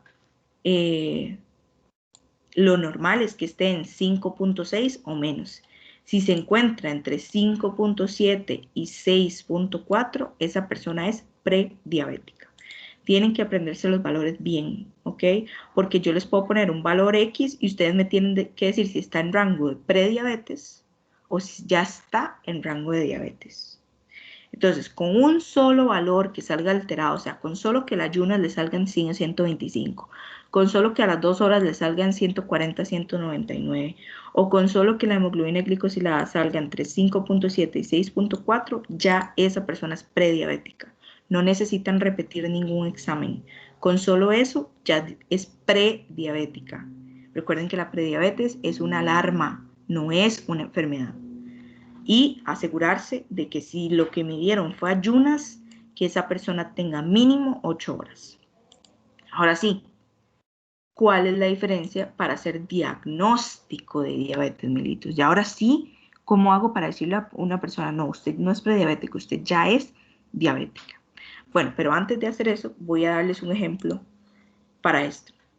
Digamos que llegó un hermano de ustedes y se midió glucosa en ayunas y le salió en 99. ¿Qué le dicen? Si su hermano les dice, ¿qué? ¿Cómo está esa glucosa en ayunas? ¿Soy diabético? ¿Soy prediabético? ¿Qué les dicen ustedes? ¿Sí o no? ¿O estoy normal? ¿Qué le dicen? Ayunas en 99 y cumplió las 8 horas, perfecto. ¿Qué será? Normal, profe. Normal, exacto, normal. Técnicamente, en valores de laboratorio es normal, pero vean que está en 99 y está a 1 de ser prediabético. A 1, a 100. O sea, de 99 a 100 hay 1. Ustedes se quedarían tranquilos. Ustedes le dirían a su hermano, está normal por laboratorio, pero ustedes se irían tranquilos con ese 99. Yo no, porque es que tiene que No. cuidarse porque ya está a un paso. Tendría que cambiar el estilo de vida. Exacto, eso es lo que yo quiero que ustedes aprendan, que los laboratorios tienen un rango, pero la clínica. Entonces, si ustedes están en 99, ustedes lo que deberían decirle a ese hermano es, vea, técnicamente usted está en rangos normales, porque la glucemia en ayunas está en 99 o menos, pero usted está a 1 de ser prediabético. Entonces, empecemos a cuidarnos, ¿sí? Eso es lo que ustedes tienen que decirle, eso es lo que ustedes tienen que analizar en un laboratorio. No solo basarse en los rangos, porque es muy fácil. Si ustedes agarran un laboratorio y ven los rangos, ustedes mismos pueden saber si está bien o mal.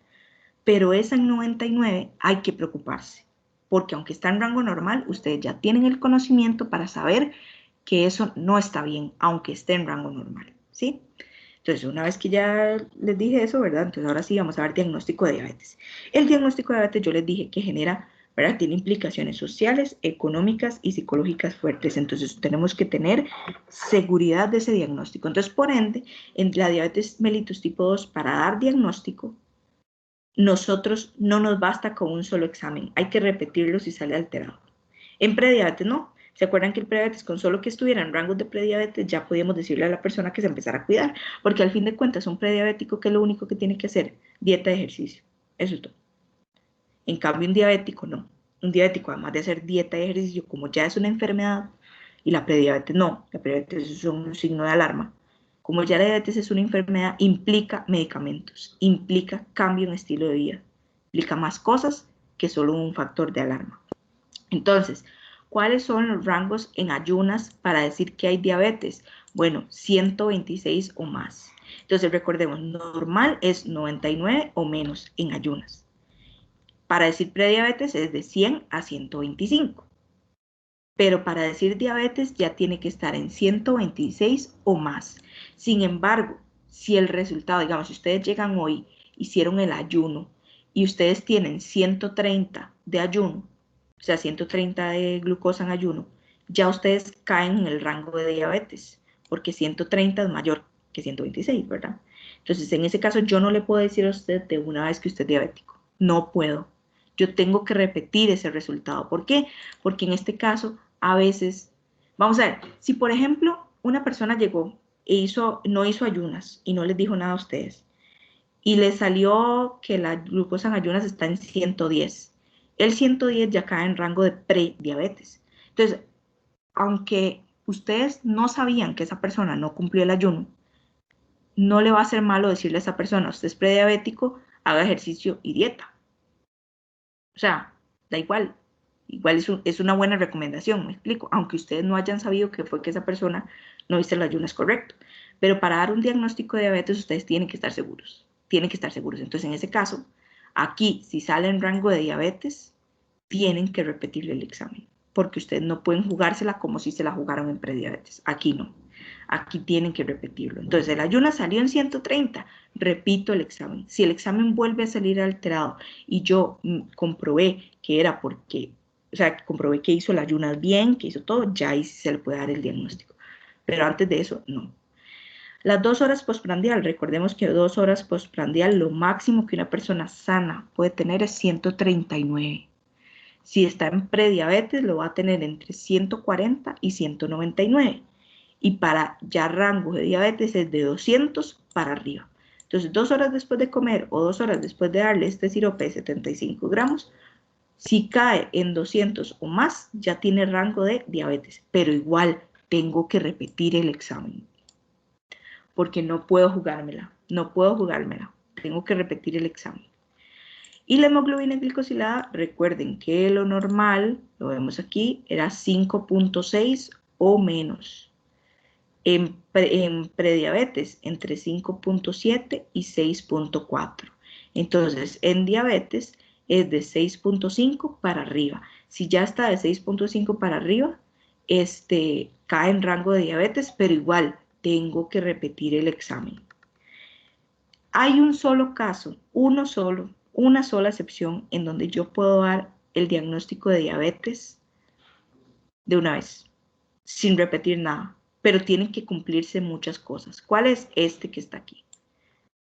Es una glucosa al azar, o sea, como que yo agarre a alguien en la calle y le diga, venga, voy a medir el azúcar. Entonces saco el glucómetro, le pincho el dedo y le mido el azúcar y resulta que el azúcar le salió mayor o igual a 200. Pero además de eso, esa persona tiene sintomatología de hiperglicemia. Ahora vamos a ver qué son síntomas de tener azúcar muy alto en sangre, que el azúcar muy alto en sangre se llama hiperglicemia. Entonces, ¿cuáles son esos síntomas de hiperglicemia? Estos. Hay algo que se llama la tríada de la diabetes. La tríada de la diabetes es polidipsia, polifagia y poliuria. Polidipsia es una persona que tiene mucha sed, pero no mucha sed ya patológico, o sea, no es como que usted dice, si usted no ha tomado agua en todo el día, por supuesto que va a tener mucha sed, ¿verdad? Es una persona que constantemente tiene mucha sed a pesar de tener una ingesta de líquidos adecuada. Polifagia es tener mucha hambre. Yo sé que a veces uno tiene mucha hambre y es normal, pero esto ya, o sea, yo lo que quiero que ustedes entiendan es que ya es patológico, o sea, ya es tener hambre todo el tiempo, aunque usted haya comido, ¿sí? Entonces, por ejemplo, el hijo de su compañera que dice, comió y al ratito vuelve a tener hambre. Ustedes se dan cuenta que ahí podría haber una polifagia, habría que estudiarlo, ¿verdad? Todavía no se puede saber, pero puede ser que eso esté pasando, ¿verdad? Que la persona tiene mucha hambre constantemente a pesar de que come bien. Y poliuria es que la persona orina mucho. Y orina mucho independientemente de si toma mucho líquido o no. O sea, es orinar a cada rato y bastante, ¿sí? Entonces ya es como patológico, porque uno dice, es que si yo no he consumido tanto líquido en el día, ¿cómo es posible que vaya tantas veces al baño? Bueno, eso es poliuria. ¿Sí? Entonces, la tríada de la diabetes es polidipsia, polifagia, poliuria. Muchas veces los pacientes que son diabéticos tipo 2 no se dan cuenta y tienen estas tres cosas. Entonces, es diabetes. Entonces, por ejemplo, si yo a esa persona que iba caminando a la calle le hice una glucosa al azar, porque yo no sé si ya comió, yo no sé si está en ayunas, yo no sé nada de esa persona, yo simplemente agarré a esa persona a la calle y le medí el azúcar. Es una glucosa al azar. Y después de que yo se la tomé, me salió que estaba en 200 o más, ya eso es en rango de diabetes. Y yo le digo, ¿usted últimamente? Y esa persona me dice, uy, sí, es que últimamente he estado demasiado cansado, he tenido demasiada hambre, no sé, me da demasiado sueño después de comer, todas esas cosas. Esos son síntomas de hiperglicemia, o sea, son síntomas de que ya la persona tiene un azúcar alto. Entonces, cuando yo hago una glucosa al azar y además, vean que es un y, tiene que cumplirse, tiene síntomas de hiperglicemia, es en el único momento en el que yo le puedo hacer el diagnóstico de una vez. No necesito repetir nada. De una vez le digo, señor, señora, usted es diabético. Porque tiene una glucosa al azar en 200 o más y además tiene síntomas de hiperglicemia. Entonces, ahí sí le digo usted es diabético. Es la única manera. Todos los demás, si ustedes le midieron ayunas, tiene que repetirlo. Si ustedes le midieron 2 horas postprandial, repetirlo. Hemoglobina glicosilada, repetirlo. Este es el único momento en el que yo les puedo dar el diagnóstico de una vez. ¿Sí? Entonces veamos que la clínica de diabetes mellitus no solo es polidipsia, polifagia y poliuria, sino que puede presentar este montón de cosas que hay aquí. Por ejemplo, acantosis nigricans, que es oscurecimiento de la piel. Esto no es específico de diabetes, ¿ok? Existen otras enfermedades que también producen acantosis nigricans, que ahorita la vamos a ver qué es, como por ejemplo problemas en las glándulas suprarrenales, síndrome de Cushing, enfermedad de Cushing, un montón de cosas las dan, no solo la diabetes, ¿ok? Pero en la diabetes también aparece. Entonces la acantosis nigricans es un oscurecimiento de la piel, sobre todo en lugares, en zonas flexoras o extensoras. Vean que acá esta persona lo tiene en el cuello, en el codo, aquí lo tiene como en los nudillos, ¿verdad? Es como un oscurecimiento. Esto, acantosis nigricans, es muy común en pacientes diabéticos y que todavía no lo saben, ¿verdad? Entonces, para que ustedes vean que la clínica también, si ustedes le ven a una persona una acantosis nigricans y ustedes le hicieron la glucosa al azar y ya le salió en 200, ustedes ya le pueden decir a esa persona que es diabética, ¿sí? Pero no, pero con los demás sí tienen que repetir el examen. Retinopatía retino es de la retinapatía, es una enfermedad, entonces enfermedad de la retina. ¿Por qué? Acuérdense que yo les dije que cuando nosotros tenemos el azúcar en la sangre, ese azúcar se va a depositar a donde desea. Entonces ese azúcar se va y se deposita en la retina. Si la retina tiene mucho azúcar por dentro, ¿ustedes qué creen que va a pasar? ¿Que el agua va a entrar a la retina o va a salir de la retina? Por ósmosis. ¿Qué piensan? Alguien que me diga. La retina tiene mucho azúcar adentro. Entonces, el agua del cuerpo va a tratar de entrar a la retina o de salir de la retina. ¿Qué piensan? Yo pienso que va a salir. ¿Salir por qué? Piénsenlo. Porque, La retina tiene mucho azúcar adentro y afuera hay poco azúcar. Entonces, el agua... porque tiene que ser, ajá, la homeostasis, es que le llaman. La ósmosis, ajá, pero... Ósmosis. Ajá, pero piense así, la retina tiene mucho azúcar adentro y afuera hay poco azúcar. Entonces, el agua, no el azúcar, el agua va a entrar a la retina o va a salir de la retina. Profe, entra por favor del gradiente. Entra a favor de gradiente. ¿Por qué? Porque lo que va a tratar de hacer el agua es disolver ese montón de azúcar que hay adentro. Entonces el agua entra para tratar de disolver ese azúcar. Entonces produce edema en la retina. O sea, edema es hinchazón. Entonces produce hinchazón en la retina. Entonces por eso es que los diabéticos muchas veces tienen retinopatía. Porque el azúcar se mete donde no tiene que estar, en la retina. Entonces la retina se va a empezar a llenar de agua, se va a edematizar. Porque hay azúcar. No debería haber azúcar. ¿Sí? Infecciones urinarias. ¿Por qué? Porque va a llegar un punto cuando nosotros tenemos 180 miligramos por decilitro de azúcar en la sangre. Si nosotros nos vamos 180, cuando ya tenemos 180 miligramos por decilitro en la sangre, nosotros empezamos a perder azúcar en orina. Recuerden que se supone, nosotros vimos en el sistema renal que nosotros no deberíamos botar orina, ¿se acuerdan? Todo se vuelve a la sangre. Pero cuando ya tenemos 180 miligramos por decilitro en la sangre de azúcar, ese es nuestro límite, vamos a empezar a botar azúcar en la orina. Entonces, la orina va a estar llena de azúcar. Eso es fiesta para las bacterias, porque las bacterias que pueden estar colonizando el tracto urinario, ¿verdad? En la uretra, les llega azúcar, les llega comida. Entonces, por eso es que los pacientes diabéticos mal cuidados tienen infecciones urinarias muy frecuentemente, porque tienen demasiado azúcar en la orina, entonces las bacterias crecen más, porque tienen alimento, básicamente están alimentando a las bacterias de ahí.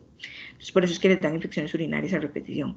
Hiperinsomnia postprandial, o sea, les da mucho sueño después de comer, post comida. Yo sé que aquí muchos ya se van a ir a medir el azúcar porque les da demasiado sueño después de almorzar, pero no es así, ¿verdad? O sea, es normal que a uno le dé sueño después de almorzar, pero esto ya es un sueño incontrolable, o sea, es un sueño incontrolable en todas las comidas. Esta hiperinsomnia postprandial ya es algo exagerado, o sea, no es como que uno a veces después de almorzar ahí se siente medio que quiere acostarse un ratito, así, eso es normal, pero ya si es en todas las comidas, en todo momento patológico, ya eso está mal, ¿sí? Ahora, aumento o pérdida de peso. Un diabético que no sabe que es diabético perfectamente puede estar perdiendo peso, no necesariamente tiene que aumentar, pero alguna de las dos cosas, o sea, ya sea que está aumentando mucho de peso o pérdida de peso, es un signo y un síntoma de diabetes. Y neuropatía, neuro de nervios y patía de enfermedad. Entonces, enfermedad de los nervios, como yo les dije, el azúcar cuando está nadando en sangre sin que lo vigilen o sin que lo guarden, se va a depositar donde le dé la gana. Entonces se va a los nervios, sobre todo a los nervios de las extremidades, y empieza a dañarlos. Y es ahí donde nosotros vemos la neuropatía diabética, que es cuando los diabéticos empiezan a tener falta de sensibilidad en las piernas. Entonces, por ejemplo, se pararon en un chinche y no se dieron cuenta que se metieron el chinche en el talón porque no sintieron nada. Es porque los nervios de ahí se murieron. Entonces se les hacen úlceras. ¿Por qué? Porque al mes se dan cuenta, uy, mira, tengo algo en el talón, y ya tienen una úlcera porque nunca se dieron cuenta que se metieron un chinche, ¿verdad? Porque no lo sintieron. O tienen dolores en las piernas, que se llama dolor neuropático, que es un dolor como quemante, como ardoroso. Eso puede pasar también. Y es por eso, porque el azúcar se deposita en los nervios. Entonces, de nuevo, si una persona, ustedes les hacen una glucosa al azar, le salió en 200 o más, y esa persona le dice, uy, es que vieras que me he sentido muy cansado, con demasiado sueño, me da mucha sed, siento como que se me está oscureciendo aquí el cuello, pero no es sucio porque ya me he lavado y no es como polvo ni nada. A cada rato ando tomando antibiótico porque me dan demasiadas infecciones, no estoy viendo muy bien, no sé, las piernas no las siento mucho, se me están durmiendo los dedos. Todas esas cosas ustedes ya dicen, esta persona ya tiene sintomatología de hiperglicemia. Entonces ya ahí le puedo hacer el diagnóstico. Es en el único momento en el que se lo puedo hacer de una vez, ¿sí? Entonces para terminar la clase, vamos a dar un ejemplo de 2 casos clínicos que son similares a los que van a salir en el examen. Entonces, esto es un ejemplo de un examen que yo les hacía cuando estábamos en presencial, ¿verdad? Yo les hacía un desarrollo y les ponía que me explicaran este caso.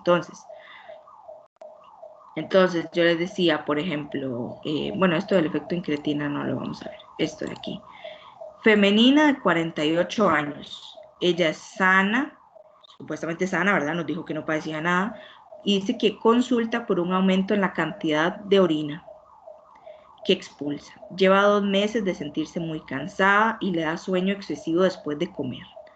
Además, refiere que le han salido unas manchas oscuras en el cuello, que al inicio pensó que era suciedad, pero no se le quitan al lavarlas. Indica que su última comida fue hace 5 horas. Se le realiza una prueba de glucosa al azar y se obtiene un resultado de 295.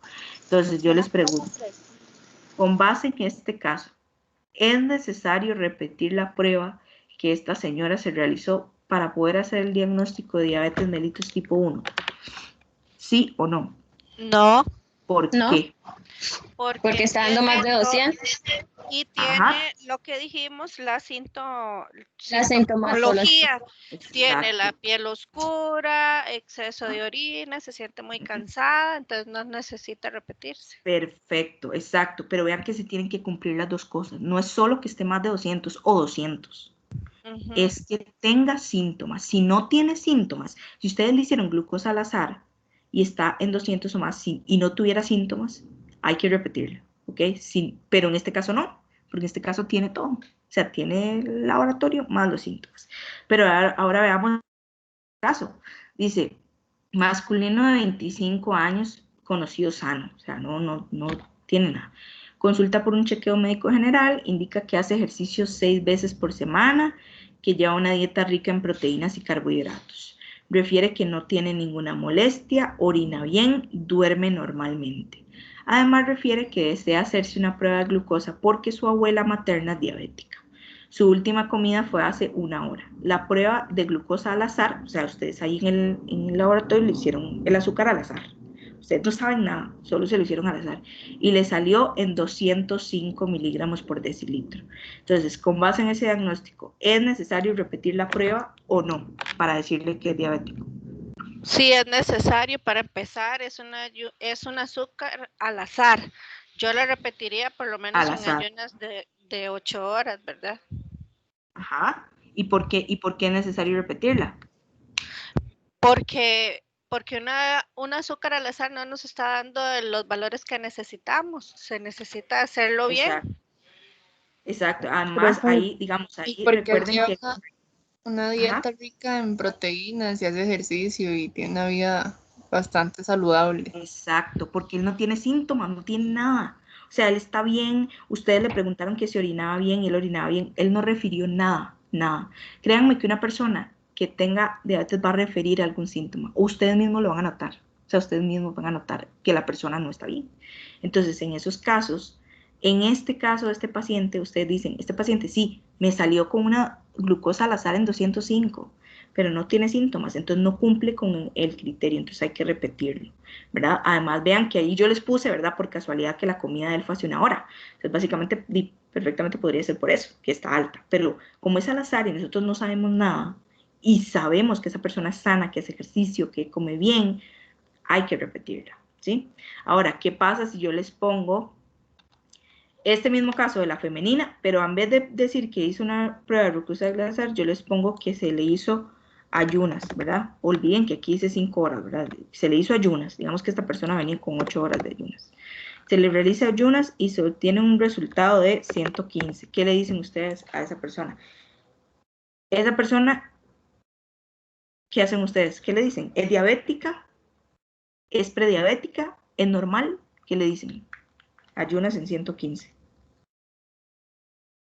Si es Pero diabetes, para mí yo diría que es diabética porque tiene toda la sintomatología, entonces estamos teniendo una en Pero, ayunas mayor de, pero con síntomas. Entonces, ajá, pero ¿cuál es el único caso en el que los síntomas yo los tomo en cuenta? Pero puede ser una cuando es prediabética. diabetes, Ok, vamos a ver, los síntomas solo se toman en cuenta en glucosa al azar.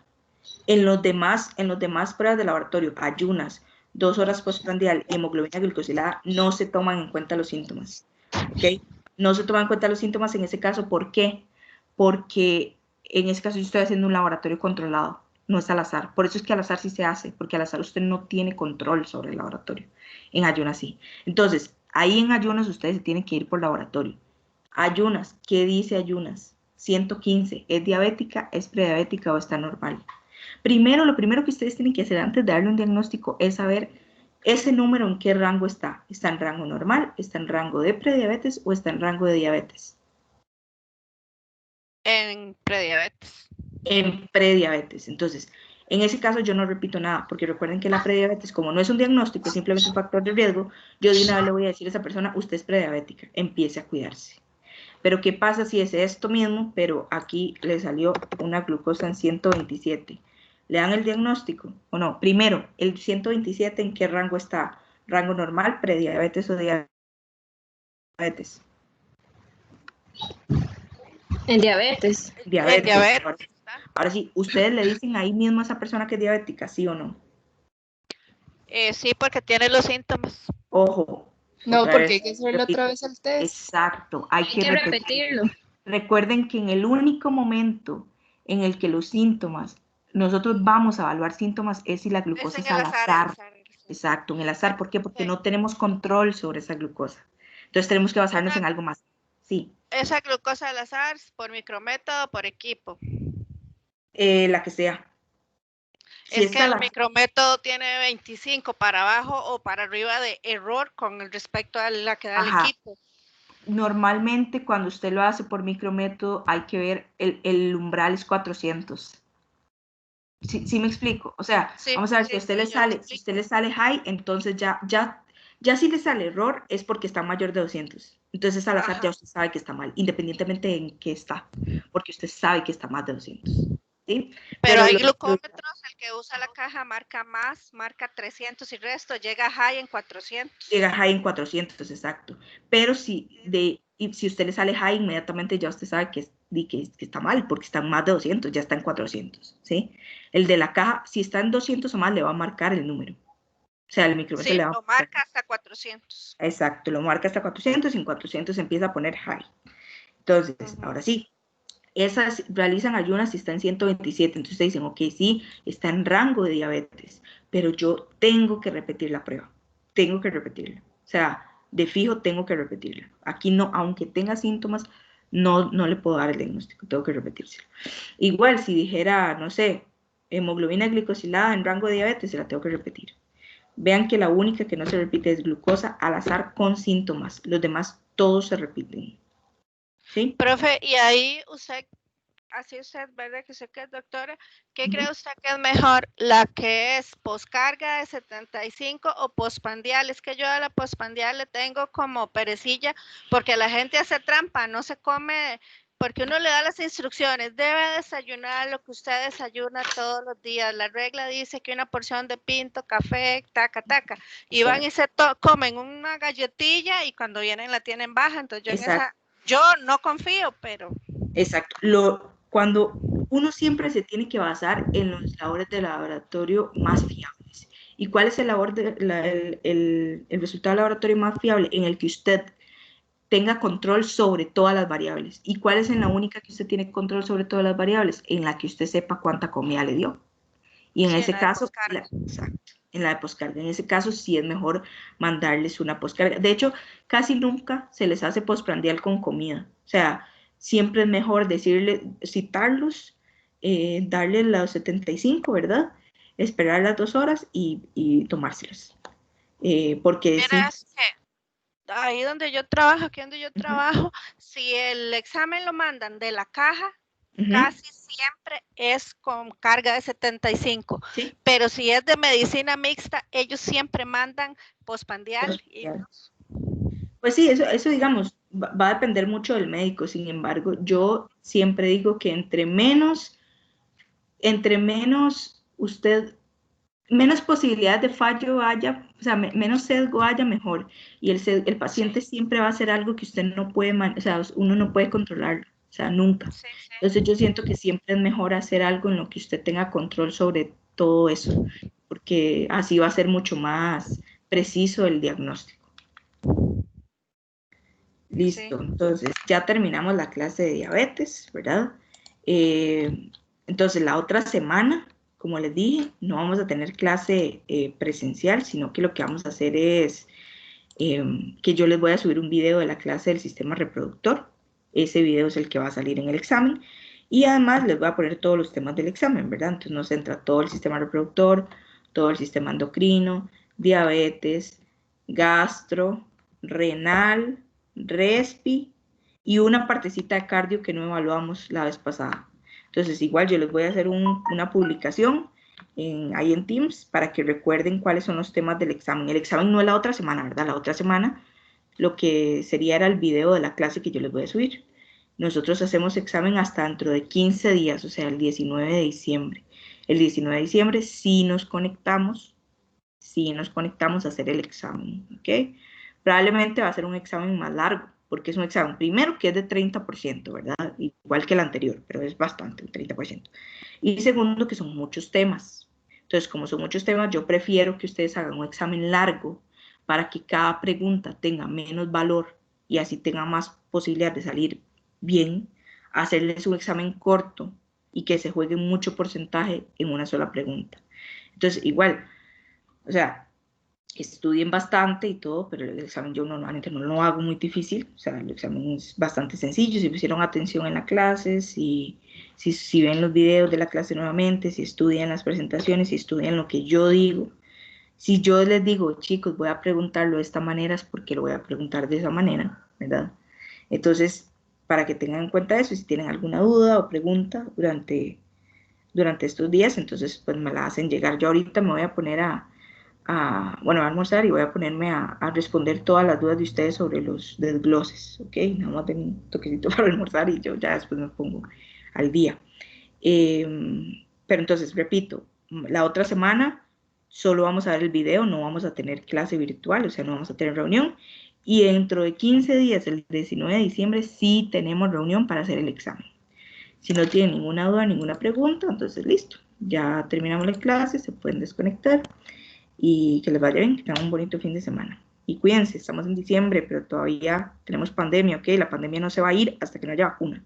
Entonces, tengan en cuenta eso, siempre cuidarnos, siempre mascarilla, tratar de no salir lo menos posible. Hasta luego, profe, que pase feliz fin de semana, muchas gracias. Igualmente, hasta luego, que les vaya bien. Gracias, profe. Hasta luego.